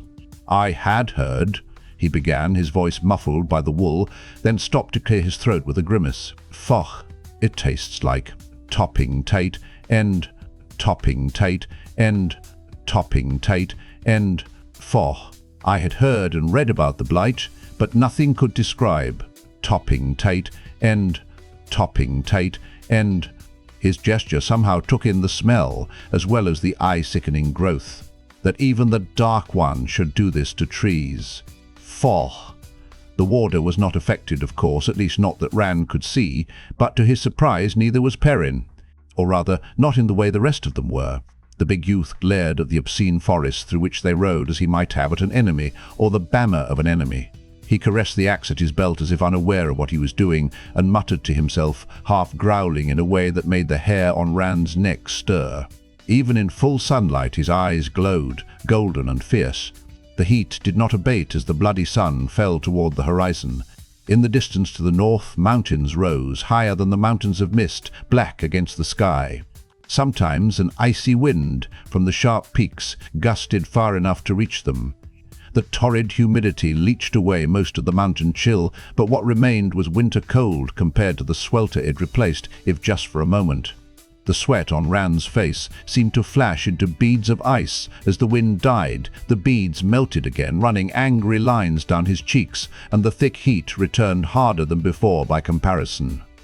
For the instant the wind surrounded them, it swept away the fetor, yet he would have done without that too, if he could have. The cold was the chill of the grave, and it carried the dusty must of an old tomb newly opened. "We cannot reach the mountains by nightfall," Lan said, "and it is dangerous to move at night, even for a warder alone." "There is a place not far off," Moiraine said. "It will be a good omen for us to camp there." The warder gave her a flat look, then nodded reluctantly. "Yes, we must camp somewhere. It might as well be there." "The Eye of the World was beyond the high passes when I found it," Moiraine said. "Better to cross the mountains of doom in full daylight, at noon, when the Dark One's powers in this world are weakest. You talk as if the Eye isn't always in the same place." Egwene spoke to the Aes Sedai, but it was Loial who answered. "No two among the Ogier have found it in exactly the same place. The Dream Man seems to be found where he is needed. But it has always been beyond the high passes. They are treacherous, the high passes, and haunted by creatures of the Dark One." "We must reach the passes before we need worry about them," Lan said. "Tomorrow we will be truly into the Blight." Rand looked at the forest around him, every leaf and flower diseased, every creeper decaying as it grew, and he could not repress a shudder. If this isn't truly the Blight, what is? Lan turned them westward, at an angle to the sinking sun. The warder maintained the pace he had set before, but there was reluctance in the set of his shoulders. The sun was a sullen red ball just touching the treetops when they crested a hill and the warder drew rein. Beyond them to the west lay a network of lakes, the waters glittering darkly in the slanting sunlight, like beads of random size on a necklace of many strings. In the distance, circled by the lakes, stood jagged-topped hills, thick in the creeping shadows of evening. For one brief instant, the sun's rays caught the shattered tops, and Rand's breath stilled. Not hills, the broken remnants of 7 towers. He was not sure if anyone else had seen it. The sight was gone as quickly as it came. The warder was dismounting, his face as lacking in emotion as a stone. "Couldn't we camp down by the lakes?" Nynaeve asked, patting her face with her kerchief. "It must be cooler down by the water." "Light," Matt said. "I'd just like to stick my head in one of them. I might never take it out." Just then something roiled the waters of the nearest lake, the dark water phosphorescing as a huge body rolled beneath the surface. Length on man. Thick length sent ripples spreading, rolling on and on until at last a tail rose, waving a point like a wasp's stinger for an instant in the twilight, at least 5 spans into the air. All along that length, fat tentacles writhed like monstrous worms, as many as a centipede's legs. It slid slowly beneath the surface and was gone, only the fading ripples to say it had ever been. Rand closed his mouth and exchanged a look with Perrin. Perrin's yellow eyes were as disbelieving as he knew his own must be. Nothing that big could live in a lake that size. Those couldn't have been hands-on, those tentacles. They couldn't have been. "On second thought," Matt said faintly, "I like it right here just fine." "I will set guarding wards around this hill," Moiraine said. She had already dismounted from Aldib. "A true barrier would draw the attention we do not want like flies to honey, but if any creation of the Dark One or anything that serves the Shadow comes within a mile of us, I will know." "I'd be happier with the barrier," Matt said, as his boots touched the ground, "just as long as it kept that topping tight end thing on the other side." "Oh, do be quiet, Matt," Egwene said curtly, at the same time as Nynaeve spoke, "and have them waiting for us when we leave in the morning." "You are a fool, Matrim Corthan." Matt glowered at the two women as they climbed down, but he kept his mouth shut. As he took Baela's reins, Rand shared a grin with Perrin. For a moment it was almost like being home, having Matt saying what he should not at the worst possible time. Then the smile faded from Perrin's face. In the twilight his eyes did glow, as if they had a yellow light behind them. Rand's grin slipped away too. "It isn't like home at all." Rand and Matt and Perrin helped Lan unsaddle and hobble the horses, while the others began setting up the camp. Loyal muttered to himself as he set up the warder's tiny stove, but his thick fingers moved deftly. Egwene was humming as she filled the tea kettle from a bulging water bag. Rand no longer wondered why the warder had insisted on bringing so many full water skins. Setting the bay's saddle in line with the others, he unfastened his saddlebags and blanket roll from the cantle, turned and stopped with a tingle of fear. The Ogier and the women were gone. So was the stove and all the wicker panniers from the packhorse. The hilltop was empty except for evening shadows. With a numb hand, he fumbled for his sword, dimly hearing Matt curse. Perrin had his axe out, his shaggy head swiveling to find the danger. "Sheep-herders," Lam muttered. Unconcernedly, the warder strode across the hilltop, and at his third step, he vanished. Rand exchanged wide-eyed looks with Matt and Perrin, and then they were all darting for where the warder had disappeared. Abruptly, Rand skidded to a halt, taking another step when Matt ran into his back. Egwene looked up from setting the kettle atop the tiny stove. Nynaeve was closing the mantle on a second lit lantern. They were all there, Moiraine sitting cross-legged, Lan lounging on an elbow, Loyal taking a book out of his pack. Cautiously, Rand looked behind him. The hillside was there as it had been, the shadowed trees, the lakes beyond sinking into darkness. He was afraid to step back, afraid they would all disappear again, and perhaps this time he would not be able to find them. Edging carefully around him, Perrin let out a long breath. Moiraine noticed the three of them standing there, gaping. Perrin looked abashed and slipped his axe back into the heavy belt loop as if he thought no one might notice. A smile touched her lips. "It is a simple thing," she said, "a bending, so any eye looking at us sees around us instead. We cannot have the eyes that will be out there seeing our lights tonight, and the Blight is no place to be in the dark. Moiraine Sedai says I might be able to do it." Egwene's eyes were bright. "She says I can handle enough of the one power right now." "Not without training, child," Moiraine cautioned. "The simplest matter concerning the one power can be dangerous to the untrained and to those around them." Perrin snorted, and Egwene looked so uncomfortable that Rand wondered if she had already been trying her abilities. Nynaeve set down the lantern.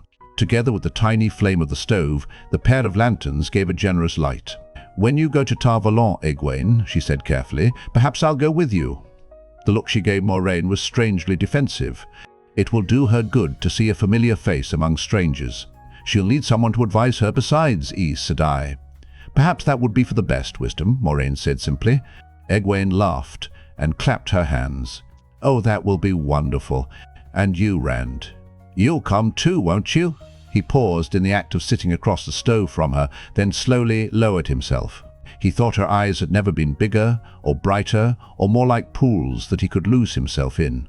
Spots of colour appeared in her cheeks, and she gave a smaller laugh. Perrin, Mat, you two will come, won't you? We'll all be together. Mat gave a grunt that could have signified anything, and Perrin only shrugged, but she took it for assent. You see, Rand, we'll all be together. Light, but a man could drown in those eyes and be happy doing it. Embarrassed, he cleared his throat. Do they have sheep in Tar Valon? That's all I know, herding sheep and growing tabak. I believe, Moiraine said, that I can find something for you to do in Tar Valon. For all of you. Not herding sheep, perhaps, but something you will find interesting. There, Egwene said, as if it were settled. I know. I will make you my warder when I'm an Aes Sedai. You'd like being a warder, wouldn't you? My warder? She sounded sure, but he saw the question in her eyes. She wanted an answer, needed it. I'd like being your warder, he said. She's not for you, nor you for her. Why did Min have to tell me that? Darkness came down heavily, and everyone was tired. Loyal was the first to roll over and ready himself for sleep, but others followed soon after. No one used their blankets except for a pillow. Moiraine had put something in the oil of the lamps that dispelled the stench of the blight from the hilltop, but nothing diminished the heat. The moon gave a wavering, watery light, but the sun might have been at its zenith for all the cool the night had. Rand found sleep impossible, even with the Aes Sedai stretched out not a span away to shield his dreams. It was the thick air that kept him awake. Loyal's soft snores were a rumble that made Perrin seem non-existent, but they did not stop weariness from claiming the others. The warder was still awake, seated not far from him with his sword across his knees, watching the night. To Rand's surprise, so was Nynaeve. The Wisdom looked at Lan silently for a long time, then poured a cup of tea and brought it to him. When he reached out with a murmur of thanks, she did not let go right away. I should have known you would be a king, she said quietly. Her eyes were steady on the warder's face, but her voice trembled slightly. Lan looked back at her just as intently. It seemed to Rand that the warder's face actually softened. I am not a king, Nynaeve, just a man without as much to his name as even the meanest farmer's croft. Nynaeve's voice steadied. Some women don't ask for land or gold, just the man. And the man who would ask her to accept so little would not be worthy of her. You are a remarkable woman, as beautiful as the sunrise, as fierce as a warrior. You are a lioness, Wisdom, a wisdom seldom weds. She paused to take a deep breath, as if steeling herself. But if I go to Tar Valon, it may be that I will be something other than a wisdom. Aes Sedai marry as seldom as wisdoms. Few men can live with so much power in a wife, dimming them by her radiance whether she wishes to or not. Some men are strong enough. I know one such. If there could have been any doubt, her look left none as to whom she meant. All I have is a sword, and a war I cannot win, but can never stop fighting. I've told you I care nothing for that. Light, you've made me say more than is proper already. Will you shame me to the point of asking you? I will never shame you. The gentle tone, like a caress, sounded odd to Rand's ears in the warder's voice, but it made Nynaeve's eyes brighten. I will hate the man you choose because he is not me, and love him if he makes you smile. No woman deserves the sure knowledge of widow's black as her bride price, you least of all. He set the untouched cup on the ground and rose. I must check the horses. Nynaeve remained there, kneeling, after he had gone. Sleep or no, Rand closed his eyes. He did not think the Wisdom would like it if he watched her cry. Dawn woke Rand with a start, the sullen sun pricking his eyelids as it peeked reluctantly over the treetops of the Blight. Even so early, heat covered the spoiled lands in a heavy blanket. He lay on his back with his head pillowed on his blanket roll, staring at the sky. It was still blue, the sky. Even here, that, at least, was untouched. He was surprised to realize that he had slept. For a minute, the dim memory of a conversation overheard seemed like part of some dream. Then he saw Nynaeve's red-rimmed eyes. She had not slept, obviously. Lan's face was harder than ever, as if he had resumed a mask and did not intend to let it slip again. Egwene went over and crouched beside the Wisdom, her face concerned. He could not make out what they said. Egwene spoke, and Nynaeve shook her head. Egwene said something else, and the Wisdom waved her away dismissively. Instead of going, Egwene bent her head closer, and for a few minutes the two women talked even more softly, with Nynaeve still shaking her head. The Wisdom ended it with a laugh, hugging Egwene and, by her expression, making soothing talk. When Egwene stood, though, she glared at the warder. Lan did not seem to notice. He did not look in Nynaeve's direction at all. Shaking his head, Rand gathered his things and gave his hands and face and teeth a hasty wash with the little water Lan allowed for such things. He wondered if women had a way of reading men's minds. It was an unsettling thought. All women are a Sedai. Telling himself he was letting the Blight get to him, he rinsed out his mouth and hurried to get the bay saddled. It was more than a little disconcerting, having the campsite disappear before he reached the horses, but by the time his saddle girth was tight, everything on the hill winked back into view. Everyone was hurrying. The 7 towers stood plain in the morning light, distant broken stumps like huge rough hills that merely hinted at grandeur, gone. The 100 lakes were a smooth, unruffled blue. Nothing broke the surface this morning. When he looked at the lakes and the ruined towers, he could almost ignore the sickly things growing around the hill. Lan did not seem to be avoiding looking at the towers any more than he seemed to be avoiding Nynaeve, but somehow he never did as he concentrated on getting them ready to go. After the wicker panniers were fastened on the pack-horse, after every scrap and smudge and track were gone, and everyone else was mounted, the Aes Sedai stood in the middle of the hilltop with her eyes closed, not even seeming to breathe. Nothing happened that Rand could see, except that Nynaeve and Egwene shivered despite the heat and rubbed their arms briskly. Egwene's hands suddenly froze on her arms, and she opened her mouth, staring at the Wisdom. Before she could speak, Nynaeve also ceased her rubbing and gave her a sharp look. The two women looked at one another, then Egwene nodded and grinned, and after a moment Nynaeve did too, though her smile was only half-hearted. Rand scrubbed his fingers through his hair, already more damp with sweat than with the water he had splashed in his face. He was sure there was something in the silent exchange that he should understand, but that feather-light brush across his mind vanished before he could grasp it. "What are we waiting for?" Mat demanded, the low band of his scarf across his forehead. He had his bow across the pommel of his saddle with an arrow nocked, and his quiver pulled around on his belt for an easy reach. Moiraine opened her eyes and started down the hill. "For me to remove the last vestige of what I did here last night. The residues would have dissipated on their own in a day, but I will not take any risk I can avoid now. We are too close, and the shadow is too strong here." "Lan?" The warder only waited for her to settle in Aldeep's saddle before he led them north, toward the mountains of doom looming in the near distance. Even under the sunrise, the peaks rose black and lifeless, like jagged teeth. In a wall they stretched, east and west as far as the eye could see. "Will we reach the eye today, Moiraine Sedai?" Egwene asked. The Aes Sedai gave Loial a sidelong look. "I hope that we will. When I found it before, it was just the other side of the mountains, at the foot of the high passes." "He says it moves," Mat said, nodding at Loial. "What if it isn't where you expect?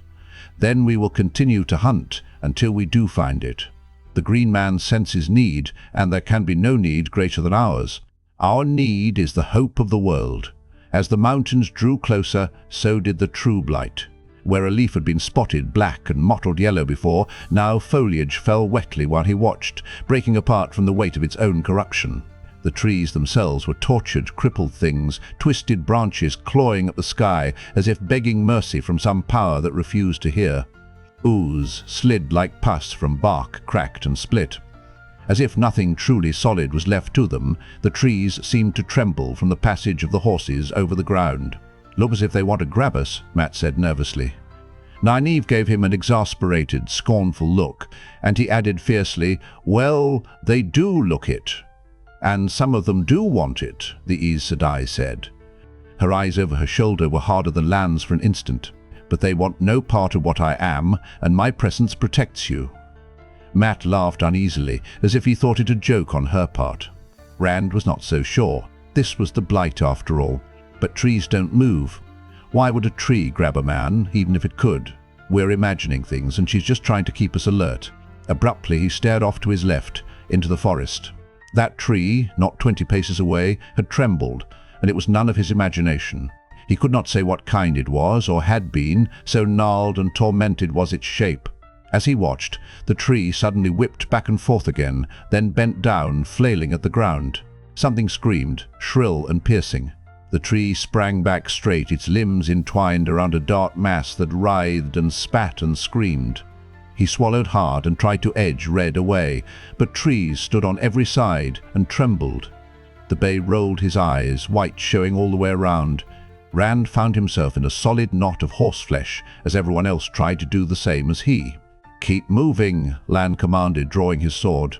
The warder wore steel-backed gauntlets now and his grey-green scale tunic. "Stay with Moiraine, Sedai." He pulled Mandarb around, not toward the tree and its prey, but in the other direction. With his color-shifting cloak, he was swallowed by the Blight before the black stallion was out of sight. "Close," Moiraine urged. She did not slow her white mare, but she motioned the others to huddle nearer to her. "Stay as close as you can." A roar sprang up from the direction the warder had gone. It beat at the air, and the trees quivered from it, and when it faded away, it seemed to echo still. Again the roar came, filled with rage and death. "Lan," Nynaeve said. "He!" The awful sound cut her off, but there was a new note in it, fear. Abruptly it was gone. "Lan can look after himself," Moiraine said. "Ride wisdom." From out of the trees the warder appeared, holding his sword well clear of himself and his mount. Black blood stained the blade, and steam rose from it. Carefully, Lan wiped the blade clean with a cloth he took from his saddlebags, examining the steel to make sure he had gotten every spot. When he dropped the cloth, it fell apart before it reached the ground, even the fragments dissolving. Silently, a massive body leaped out of the trees at them. The warder spun Mandarb, but even as the warhorse reared, ready to strike with steel-shod hooves, Mat's arrow flashed, piercing the one eye in a head that seemed mostly mouth and teeth. Kicking and screaming, the thing fell, one bound short of them. Rand stared as they hurried past. Stiff hair like long bristles covered it, and it had too many legs, joining a body as big as a bear at odd angles. Some of them, at least, those coming out of its back, had to be useless for walking, but the finger-long claws at their ends tore the earth in its death agony. "Good shooting, sheepherder." Lan's eyes had already forgotten what was dying behind them and were searching the forest. Moiraine shook her head. "It should not have been willing to come so close to one who touches the true source." Agelmar said, "The Blight stirs," Lan said. "Perhaps the Blight also knows a web is forming in the pattern." "Hurry!" Moiraine dug her heels into Aulib's flanks. "We must get over the high passes quickly." But even as she spoke, the Blight rose against them. Trees whipped in, reaching for them, not caring if Moiraine touched the true source or not. Rand's sword was in his hand. He did not remember unsheathing it. He struck out again and again, the heron-marked blade slicing through corrupted limbs.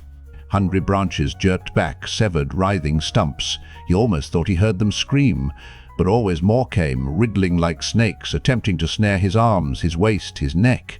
Teeth bared in a rictus snarl, he sought the void, and found it in the stony, stubborn soil of the two rivers. "Mandragoran," he screamed back at the trees till his throat ached. The heron-mark steel flashed in the strength of the sunlight. "Mandragoran, Mandragoran."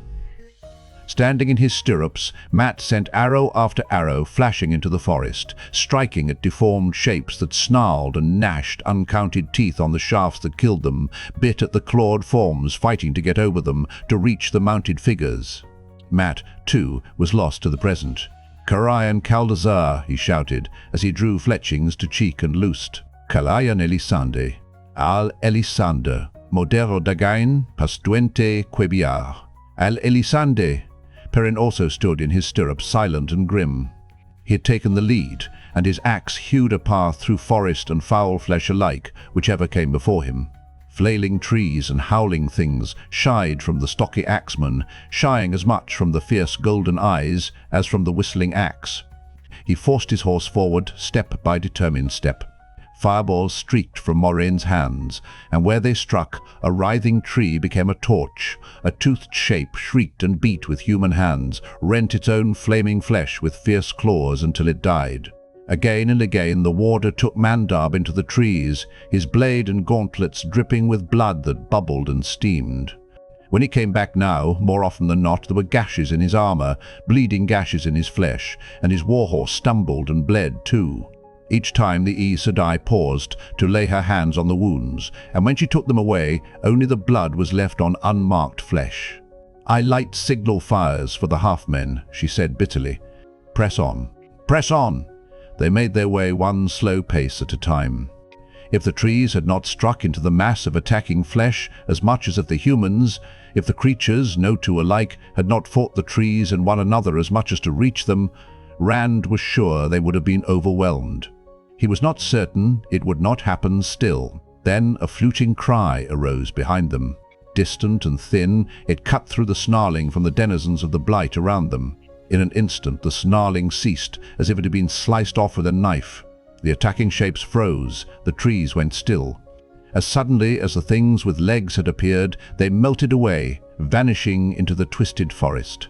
The reedy shrill came again, like a cracked shepherd's pipes, and was answered in kind by a chorus.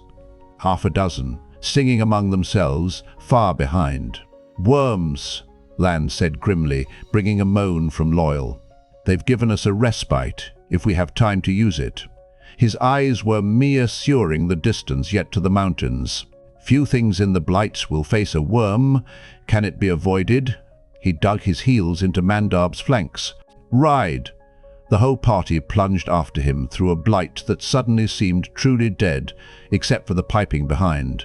"They were scared off by worms?" Matt said incredulously. He was bouncing in his saddle, trying to sling his bow across his back.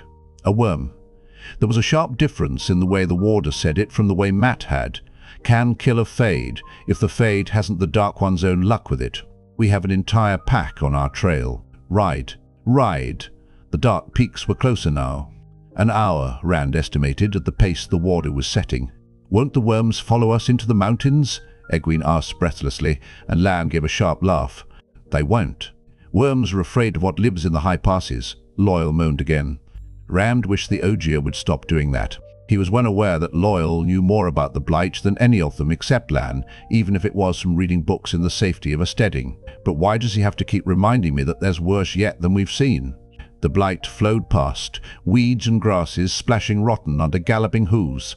Trees of the kinds that had earlier attacked did not so much as twitch, even when they rode directly under the twisted branches.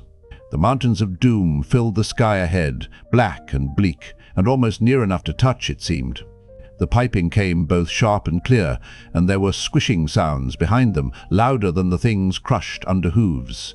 Too loud, as if half-decayed trees were being crushed by huge bodies slithering over them. Too near. Rand looked over his shoulder. Back there treetops whipped and went down like grass. The land began sloping upward toward the mountains, tilting enough so that he knew they were climbing. "We're not going to make it," Lan announced. He did not slow Mandab's gallop, but his sword was suddenly in his hand again. "Watch yourself in the high passes, Moiraine, and you'll get through." "No, Lan," Nynaeve called. "Be quiet, girl. Lan, even you, cannot stop a worm pack." "I will not have it.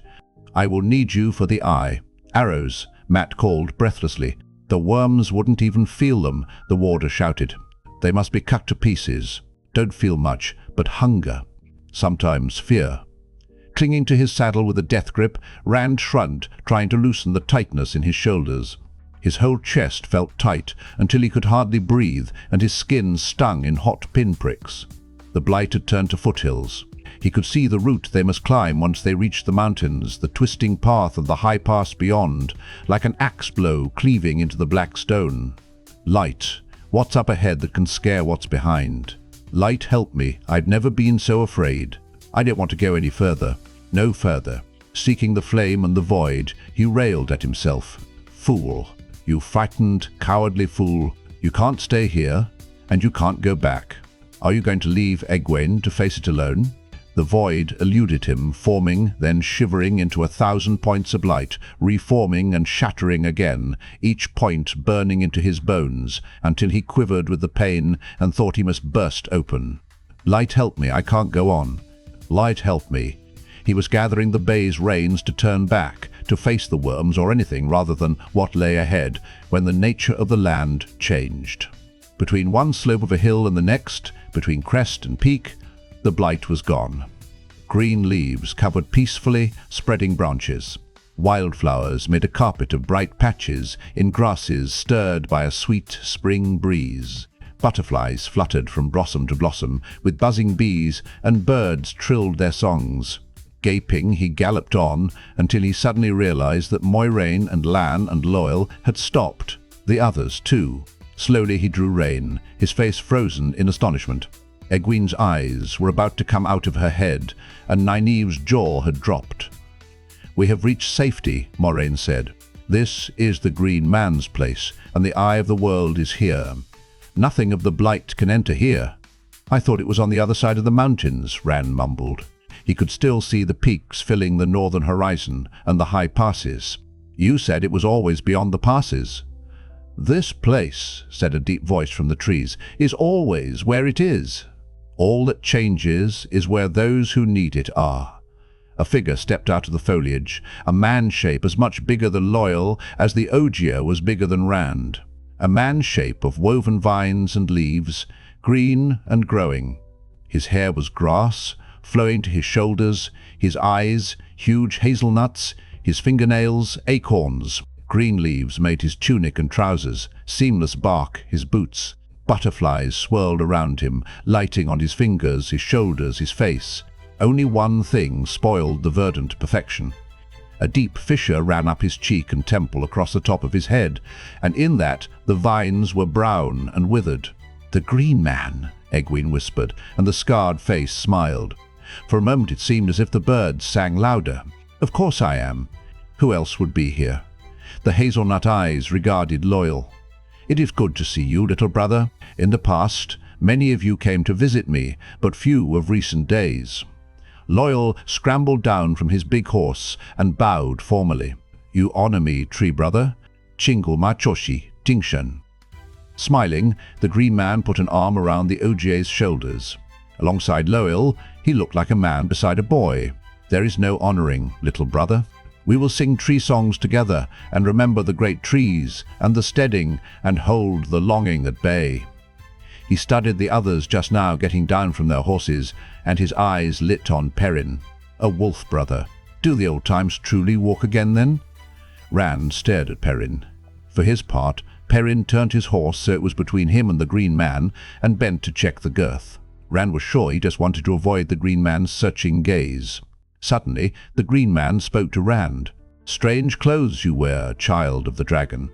Has the wheel turned so far? Do the people of the dragon return to the first covenant? But you wear a sword. That is neither now nor then." Rand had to work moisture in his mouth before he could speak. "I don't know what you're talking about." "What do you mean?" The Green Man touched the brown scar across his head. For a moment he seemed confused. "I, topping Tate, and topping Tate, and cannot say. My memories are torn and often fleeting, and much of what remains is like leaves visited by caterpillars. Yet I am sure, topping Tate, and topping Tate, and topping Tate, and no, it is gone. But you are welcome here. You, Moiraine Sedai, are more than a surprise. When this place was made, it was made so that none could find it twice. How have you come here?"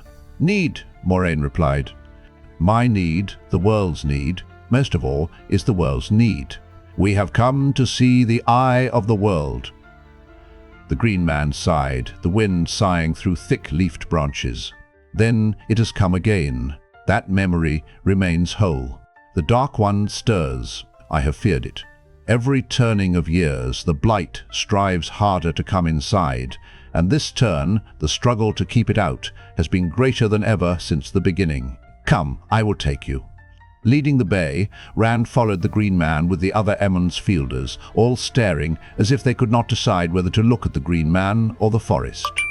The Green Man was a legend, of course, with stories told about him and the Tree of Life in front of every fireplace in the two rivers, and not just for the children. But after the Blight, the trees and flowers would have been a wonder of normality, even if the rest of the world was not still trapped in winter. Perrin hung a little to the rear.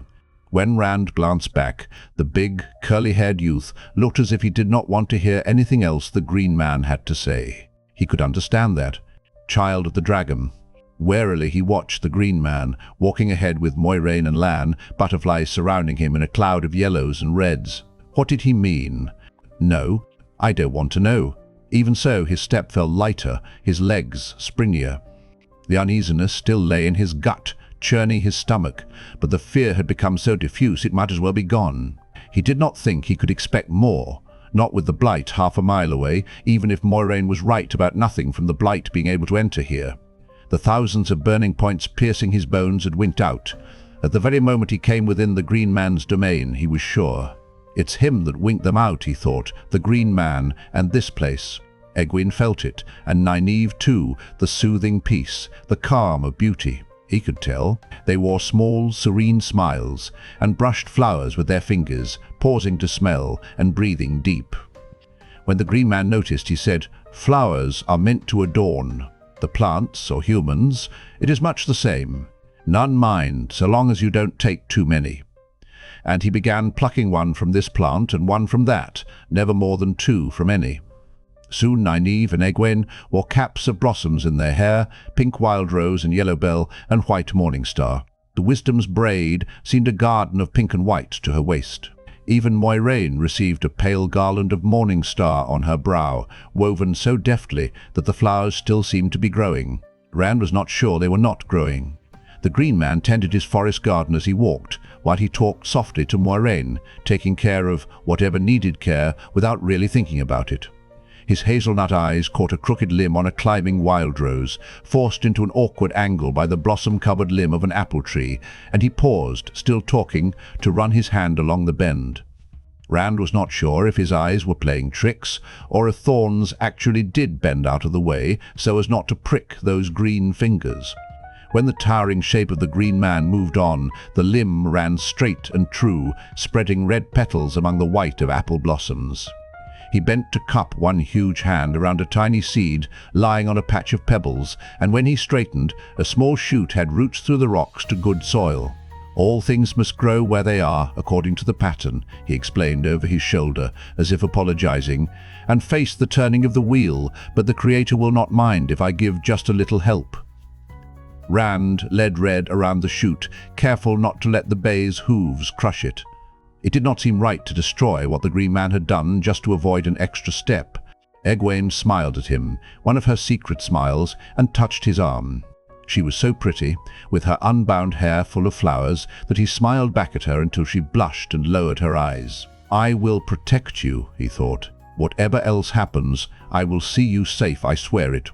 Into the heart of the spring forest the Green Man took them, to an arched opening in the side of a hill. It was a simple stone arch, tall and white, and on the keystone was a circle halved by a sinuous line, one half rough, the other smooth, the ancient symbol of Aes Sedai. The opening itself was shadowed. For a moment everyone simply looked in silence. Then Moiraine removed the garland from her hair and gently hung it on the limb of a sweetberry bush beside the arch. It was as if her movement restored speech. "It's in there?" Nynaeve asked. "What we've come for. I'd really like to see the Tree of Life," Matt said, not taking his eyes off the halved circle above them. "We can wait that long, can't we?" The Green Man gave Rand an odd look, then shook his head. "Avendazora is not here. I have not rested beneath its ungentle branches in 2,000 years." "The Tree of Life is not why we came," Moiraine said firmly. She gestured to the arch. "In there is. I will not go in with you," the Green Man said. The butterflies around him swirled, as if they shared some agitation. "I was set to guard it long, long ago, but it makes me uneasy to come too close. I feel myself being unmade. My end is linked with it somehow. I remember the making of it. Some of the making. Some." His hazelnut eyes stared, lost in memory, and he fingered his scar. It was the first days of the breaking of the world, when the joy of victory over the Dark One turned bitter with the knowledge that all might yet be shattered by the weight of the shadow. 100 of them made it, men and women together. The greatest Aes Sedai works were always done so, joining Sedin and Sedar as the true source is joined. They died, all to make it pure, while the world was torn around them. Knowing they would die, they charged me to guard it against the need to come. It was not what I was made for, but all was breaking apart, and they were alone, and I was all they had. It was not what I was made for, but I have kept the faith. He looked down at Moiraine, nodding to himself. I have kept faith until it was needed, and now it ends. You have kept the faith better than most of us who gave you the charge, the Aes Sedai said. Perhaps it will not come as badly as you fear. The scarred, leafy head shook slowly from side to side. I know an ending when it comes, Aes Sedai. I will find another place to make things grow. Nut-brown eyes swept sadly over the green forest. Another place, perhaps. When you come out, I will see you again, if there is time. With that he strode away, trailing butterflies, becoming one with the forest more completely than Lan's cloak ever could. What did he mean? Mat demanded. If there's time, come, Moiraine said, and she stepped through the arch. Lan went at her heels. Rand was not sure what he expected when he followed. The hair stirred uneasily on his arms and rose on the back of his neck, but it was only a corridor, its polished walls rounded overhead like the arch, winding gently downward. There was headroom enough, and to spare for Loyal, there would have been room enough for the Green Man. The smooth floor, slick to the eye like oiled slate, yet somehow gave a sure footing. Seamless, white walls glittered with uncounted flecks in untold colors, giving a low, soft light even after the sunlit archway vanished around a curve behind. He was sure the light was no natural thing, but he sensed it was benign too. Then why is your skin still crawling? Down they went, and down. There, Moiraine said at last, pointing. Ahead. And the corridor opened into a vast, domed space, the rough, living rock of its ceiling dotted with clumps of glowing crystals. Below it, a pool took up the entire cavern, except for the walkway around it, perhaps 5 paces wide. In the oval shape of an eye, the pool was lined about its rim with a low, flat edging of crystals that glowed with a duller yet fiercer light than those above. Its surface was as smooth as glass and as clear as the wine-spring water. Rand felt as if his eyes could penetrate it forever, but he could not see any bottom to it. The eye of the world, Moiraine said softly beside him. As he looked around in wonder, he realized that the long years since the making, 3,000 of them, had worked their way while no one came. Not all the crystals in the dome glowed with the same intensity. Some were stronger, some weaker, some flickered, and others were only faceted lumps to sparkle in a captured light. Had all shone, the dome would have been as bright as noonday, but they made it only late afternoon now. Dust coated the walkway, and bits of stone and even crystal. Long years waiting, while the wheel turned and ground. But what is it? Mat asked uneasily. That doesn't look like any water I ever saw. He kicked a lump of dark stone the size of his fist over the edge. It. The stone struck the glassy surface and slid into the pool without a splash, or so much as a ripple. As it sank, the rock began to swell, growing ever larger, larger and more attenuated, a blob the size of his head that Rand could almost see through, a faint blur as wide as his arm was long. Then it was gone. He thought his skin would creep right off his body. "What is it?" he demanded, and was shocked at the hoarse harshness of his own voice. It might be called the essence of Sedin. The Aes Sedai's words echoed round the dome. The essence of the male half of the true source, the pure essence of the power wielded by men before the time of madness, the power to mend the seal on the Dark One's prison or to break it open completely. "The light shine on us and protect us," Nynaeve whispered. Egwene clutched her, as if she wanted to hide behind the wisdom. Even Lan stirred uneasily, though there was no surprise in his eyes. Stone thudded into Rand's shoulders, and he realized he had backed as far as the wall, as far from the eye of the world as he could get. He would have pushed himself right through the wall, if he could have. Mat, too, was splayed out against the stone, as flat as he could make himself. Perrin was staring at the pool with his axe half drawn. His eyes shone yellow and fierce. I always wondered, Loyal said uneasily. When I read about it, I always wondered what it was. Why? Why did they do it? And how? No one living knows. Moiraine no longer looked at the pool. She was watching Rand and his two friends, studying them, her eyes weighing. Neither the how, nor more of the why, than that it would be needed one day, and that need would be the greatest and most desperate the world had faced to that time, perhaps ever would face. Many in Tar Valon have attempted to find a way to use this power, but it is as untouchable for any woman as the moon is for a cat. Only a man could channel it, but the last male Aes Sedai is nearly 3,000 years gone. Yet the need they saw was a desperate one. They worked through the taint of the Dark One on Sedin to make it pure, knowing that doing so would kill them all. Male Aes Sedai and female together. The Green Man spoke true. The greatest wonders of the Age of Legends were done in that way, Sedin and Sedar together. All the women in Tar Valon, all the Aes Sedai in all the courts and cities, even with those in the lands beyond the waste, even counting those who may still live beyond the Erith Ocean, could not fill a spoon with the power, lacking men to work with them.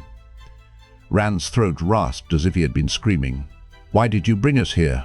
Because you are Tar Valon. The Aes Sedai's face was unreadable. Her eyes shimmered and seemed to pull at him.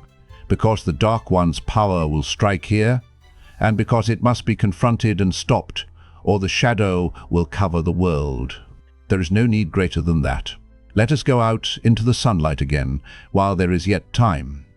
Without waiting to see if they would follow, she started back up the corridor with Lan, who stepped perhaps a bit more quickly than usual for him. Egwene and Nynaeve hurried behind her. Rand edged along the wall. He could not make himself get even one step closer to what the pool was, and scrambled into the corridor in a tangle with Mat and Perrin. He would have run if it had not meant trampling Egwene and Nynaeve, Moiraine and Lan. He could not stop shaking, even when he was back outside. I do not like this, Moiraine, Nynaeve said angrily when the sun shone on them again. I believe the danger is as great as you say, or I would not be here, but this is. I have found you at last.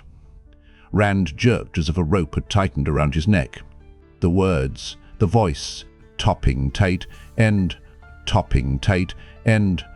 For a moment he believed it was Baalzamon, but the two men who walked out of the trees, faces hidden by their cowls, did not wear cloaks the color of dried blood. One cloak was a dark grey, the other almost as dark a green, and they seemed musty even in the open air. And the men were not fades, the breeze stirred their cloaks. Who are you? Lan's stance was cautious, his hand on his sword hilt. How did you come here? If you are seeking the Green Man, he guided us. The hand that pointed to Mat was old and shriveled to scarcely human, lacking a fingernail and with knuckles gnarled like knots in a piece of rope. Mat took a step back, eyes widening. An old thing, an old friend, an old enemy. But he is not the one we seek, the green-cloaked man finished. The other man stood as if he would never speak. Moiraine straightened to her full height, no more than shoulder-high to any man there, but suddenly seeming as tall as the hills. Her voice rang like a bell, demanding, "Who are you?" Hands pushed back hoods and Rand goggled. The old man was older than old. He made Sen Bouye look like a child in the bloom of health. The skin of his face was like crazed parchment drawn tight over a skull, then pulled tighter still. Wispy tufts of brittle hair stood at odd places on his scabrous scalp. His ears were withered bits like scraps of ancient leather, his eyes sunken, peering out of his head as if from the ends of tunnels. Yet the other was worse. A tight, black leather carapace covered that one's head and face completely, but the front of it was worked into a perfect face, a young man's face, laughing wildly, laughing insanely, frozen forever. What is he hiding if the other shows what he shows? Then even thought froze in his head, shattered to dust and blew away. I am called Aginor, the old one said, and he is Balthamel. He no longer speaks with his tongue. The wheel grinds exceedingly fine over 3,000 years imprisoned. His sunken eyes slid to the arch. Balthamel leaned forward, his mask's eyes on the white stone opening, as if he wanted to go straight in. So long without, Aginor said softly. So long. The light protect, Loyal began, his voice shaking, and cut off abruptly when Aginor looked at him. "The Forsaken," Mat said hoarsely, "are bound in Sheol Ghul. Were bound." Aginor smiled. His yellow teeth had the look of fangs. "Some of us are bound no longer. The seals weaken, as Sedai. Like Ishamel, we walk the world again, and soon the rest of us will come. I was too close to this world in my captivity. I and Balthamel, too close to the grinding of the wheel.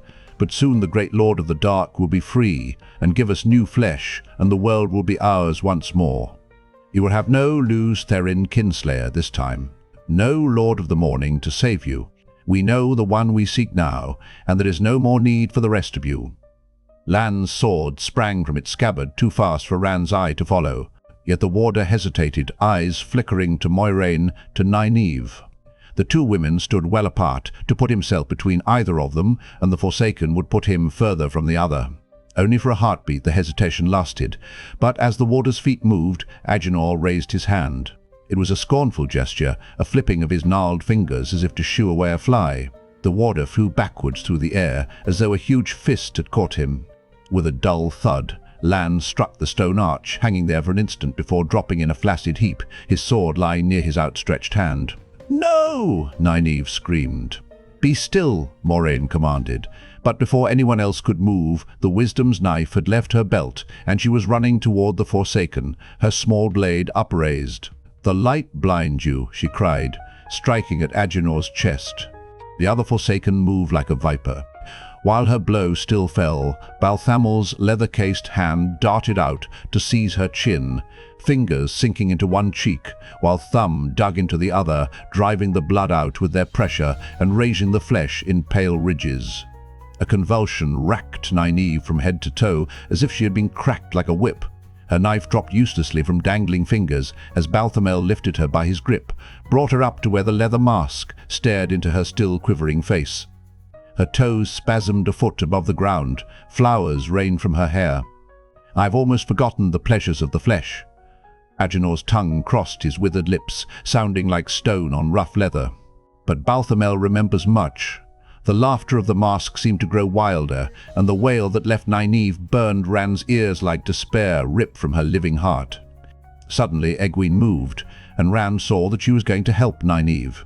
"Egwene, no!" he shouted. But she did not stop.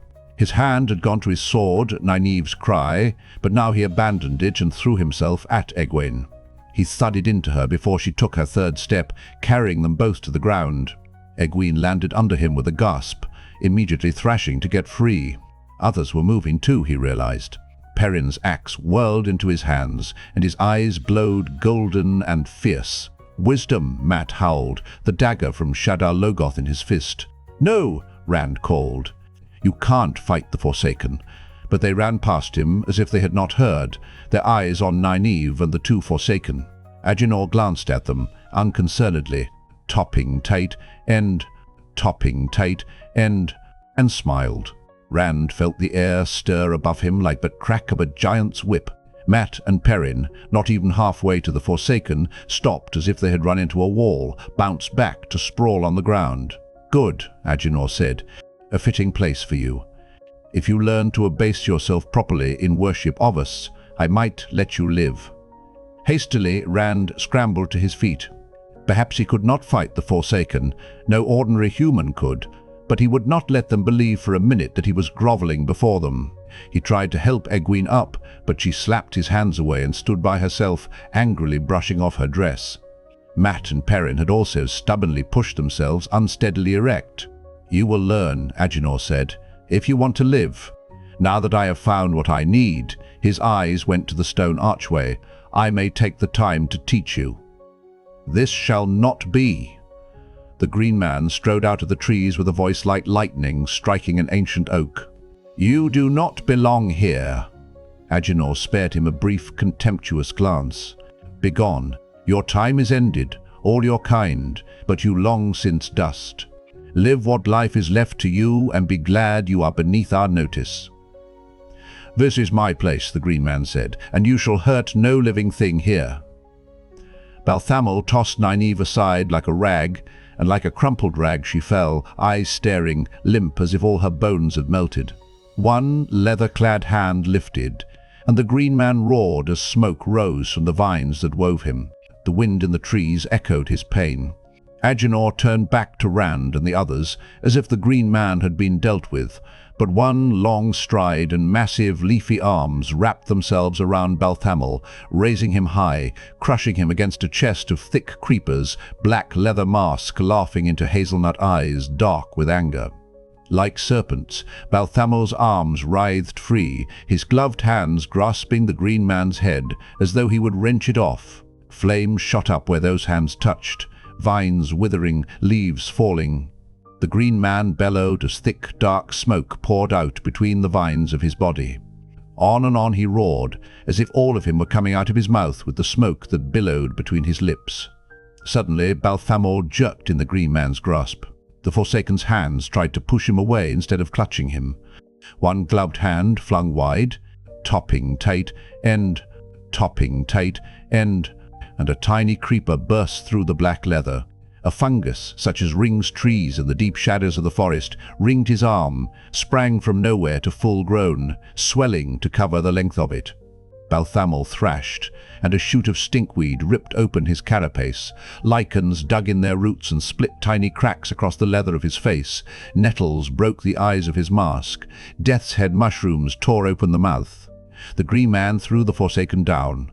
Balthamel twisted and jerked as all the things that grew in the dark places, all the things with spores, all the things that loved the dank, swelled and grew, tore cloth and leather and flesh. Was it flesh, seen in that brief moment of verdant rage? To tattered shreds and covered him until only a mound remained, indistinguishable from many in the shaded depths of the green forest, and the mound moved no more than they. With a groan like a limb breaking under too great a weight, the green man crashed to the ground. Half his head was charred black.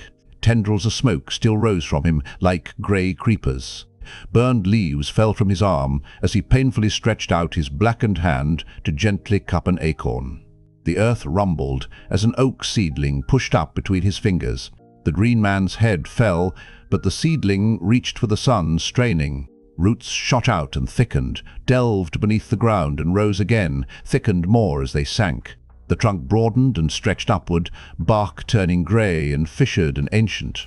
Limbs spread and grew heavy as big as arms, as big as men, and lifted to caress the sky, thick with green leaves, dense with acorns. The massive web of roots turned the earth like ploughs as it spread. The already huge trunk shivered, grew wider, round as a house. Stillness came, and an oak that could have stood 500 years covered the spot where the green man had been, marking the tomb of a legend. Nynaeve lay on the gnarled roots, grown curved to her shape, to make a bed for her to rest upon. The wind sighed through the oak's branches. It seemed to murmur farewell. Even Aginor seemed stunned. Then his head lifted, cavernous eyes burning with hate. Enough. It is past time to end this. Yes, Forsaken, Moiraine said, her voice as cold as deep winter ice. Past time. The Aes Sedai's hand rose, and the ground fell away beneath Aginor's feet. Flame roared from the chasm, whipped to a frenzy by wind howling in from every direction, sucking a maelstrom of leaves into the fire, which seemed to solidify into a red-streaked yellow jelly of pure heat. In the middle of it, Aginor stood, his feet supported only by air. The Forsaken looked startled, but then he smiled and took a step forward. It was a slow step, as if the fire tried to root him to the spot, but he took it, and then another. Run, Moiraine commanded. Her face was white with strain. All of you, run! Aginor stepped across the air toward the edge of the flames. Rand was aware of others moving, Mat and Perrin dashing away at the edge of his vision, Loyal's long legs carrying him into the trees, but all he could really see was Egwene. She stood there rigid, face pale and eyes closed. It was not fear that held her, he realized. She was trying to throw her puny, untrained wielding of the power against the Forsaken. Roughly he grabbed her arm and pulled her around to face him. "Run," he shouted at her. Her eyes opened, staring at him, angry with him for interfering, liquid with hate for Aginor, with fear of the Forsaken. "Run," he said, pushing her toward the trees hard enough to start her. Run. Once started, she did run. but Aginor's withered face turned toward him, toward the running Egwene behind him, as the Forsaken walked through the flames, as if what the Aes Sedai was doing did not concern Aginor at all. Toward Egwene. "Not her," Rand shouted. "The light burn you, not her." He snatched up a rock and threw it, meaning to draw Aginor's attention. Halfway to the Forsaken's face, the stone turned to a handful of dust. He hesitated only a moment, long enough to glance over his shoulder and see that Egwene was hidden in the trees. The flames still surrounded Aginor, patches of his cloak smouldering, but he walked as if he had all the time in the world, and the fire's rim was near. Rand turned and ran. Behind him he heard Moiraine begin to scream.